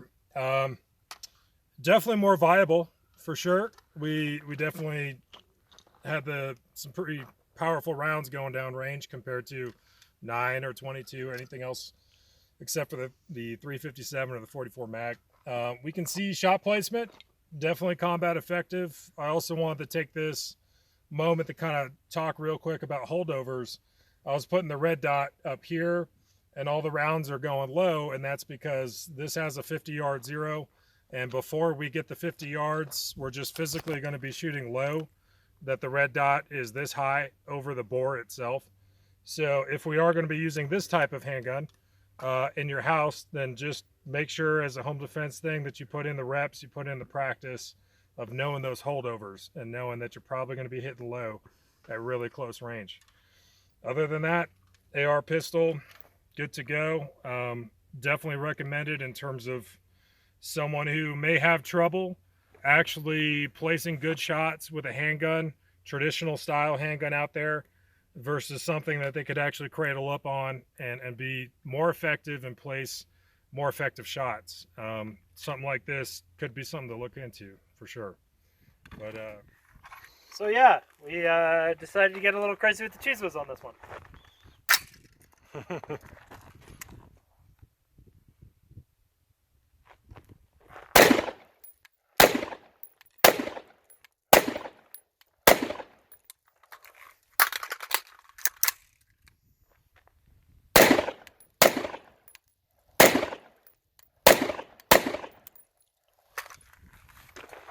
all right, definitely pretty loud compared to the other handguns. I'd like to thank retired Sergeant First Class Sean Lee and Staff Sergeant Jason Preston for making sure that I did my safety rotations on that mag change. Vital. Which was pretty slick. It was good. You guys trained me well. Thank you very much. Outside of that, I'm not going to complain. I mean, you know, rifle CQB, it's kind of, pistol CQB. It works. Well, you guys will notice on this particular handgun, it actually lacks a slide. So we did notice Range Chris utilizing the charging handle when he gassed it up, put that second mag in. So was that because the sling, I got it stowed right now, it's in the way, or is that just something you do? No, that was just in the moment. Didn't think to go for the bolt release. So it was one of those things where after 5 rounds, I'm not used to 5 rounds, you know that. This, like, yeah. Honestly, there should have been way more rounds, but it was like that. Oh, yeah, okay. Run it and just go. Hey, whatever. I mean, there's 2 ways to do it. I do prefer the bolt release, but also right now, that sling is just kind of in the way. But and if I had done an L-shaped mag change, or, you know, I probably also would have used the bolt release, but just in that moment, you know, just racking it and go. Yeah, well, there it is. So I was trying to keep some notes as we were going. I don't know, we were having a pretty good time, so we just kind of put it on camera as we were going, so I just kind of stopped. But side note, if you got a white vehicle or truck, instant whiteboard. That's one of the things I like when I take people out, train, teach. So something to think about. Okay, we got cleanup done. Just pointing this out where all the targets were. You can kind of see, no matter what gun we were shooting, there's a relative consistent cone for each of us. And then also, once we get the better lighting, you can definitely see just two obvious places where our rounds were each going. So, yeah, what do we think? I think in the words of Clint Smith, you're never guaranteed to fight with your own gun, so you need to be able to run whatever you have at hand. Okay, so just shot all those handguns. What do we think? There's a lot of handguns. We've been out here for a long time, and it was a good time. And I don't know what tangible data we have to provide people with other than our personal opinions, but just two guys on the internet. Yeah, exactly. I mean, we just wanted to do this video. We've been planning this out for a couple weeks now of just trying to show you guys different types and kinds of handguns that you may encounter. We have a pretty interesting video that we've got planned that's going to be related to this subject. Not going to spoil it. But while you're out there just looking between the gun shops, the pawn shops, looking to see where you can find some kind of handgun, just some different feedback from two guys. We've shot a lot of different guns, a lot of handguns over the years. So it's kind of just want to capture that on each weapon system, each pistol that we had. And this is just stuff that we personally have. That's not even including all the various rental guns and guns that customers and friends have brought to us and had us shoot. So, you know, as large as the sample size is, it's still a relatively small sample size, just from the variety of things that we've both fired over the years. But, you know, if you guys see anything that we shot today and you're happy with the results and you want to go out and get any of those firearms, I don't think there's anything that we shot today that we wouldn't really recommend, except for maybe that Jericho 45. Yeah, even then, I mean, even then, I would still put that better than having a high point. But at the same time, maybe you are looking around, you see a used 9mm Jericho, and, you know, now you've seen it, and now you kind of know that it is a shooter. And the price is right, and just pull the trigger on it. There you go, and that goes for the other guns too. Maybe you've seen them, just haven't shot them. So we just want to do this for provide you guys just some feedback from both of us with the guns that we have on hand. But we do have some future plans to incorporate other guns and do some other testing and things that we're gonna put out a good product for you guys. And hopefully, like the $2,000 worth of ammo we shot today for 2020 pricing was worth it or educational for you guys. I definitely had fun. I did too. I really enjoyed myself. Yeah, that was awesome. You know, if you guys have any questions, feel free to ask them. And, you know, if you've got any questions about any particular firearm that we might have knowledge on, feel free to, even if we don't know about it, feel free to shoot a question to us, and we'll see if we can answer you with any kind of coherence. And the last thing some Range Chris was saying off camera back there while we were cleaning up is, you know, this really kind of demonstrates a Clint Smith kind of philosophy of, you know, maybe you don't prefer the Glocks as much, but you can still run them.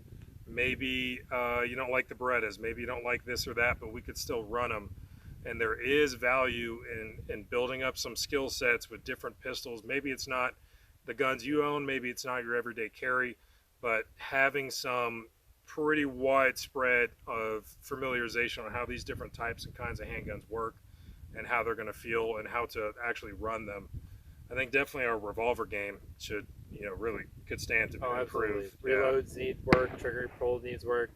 But once more, you know, we're not Simo Haya, but we're on paper combat distances, and that's saying something.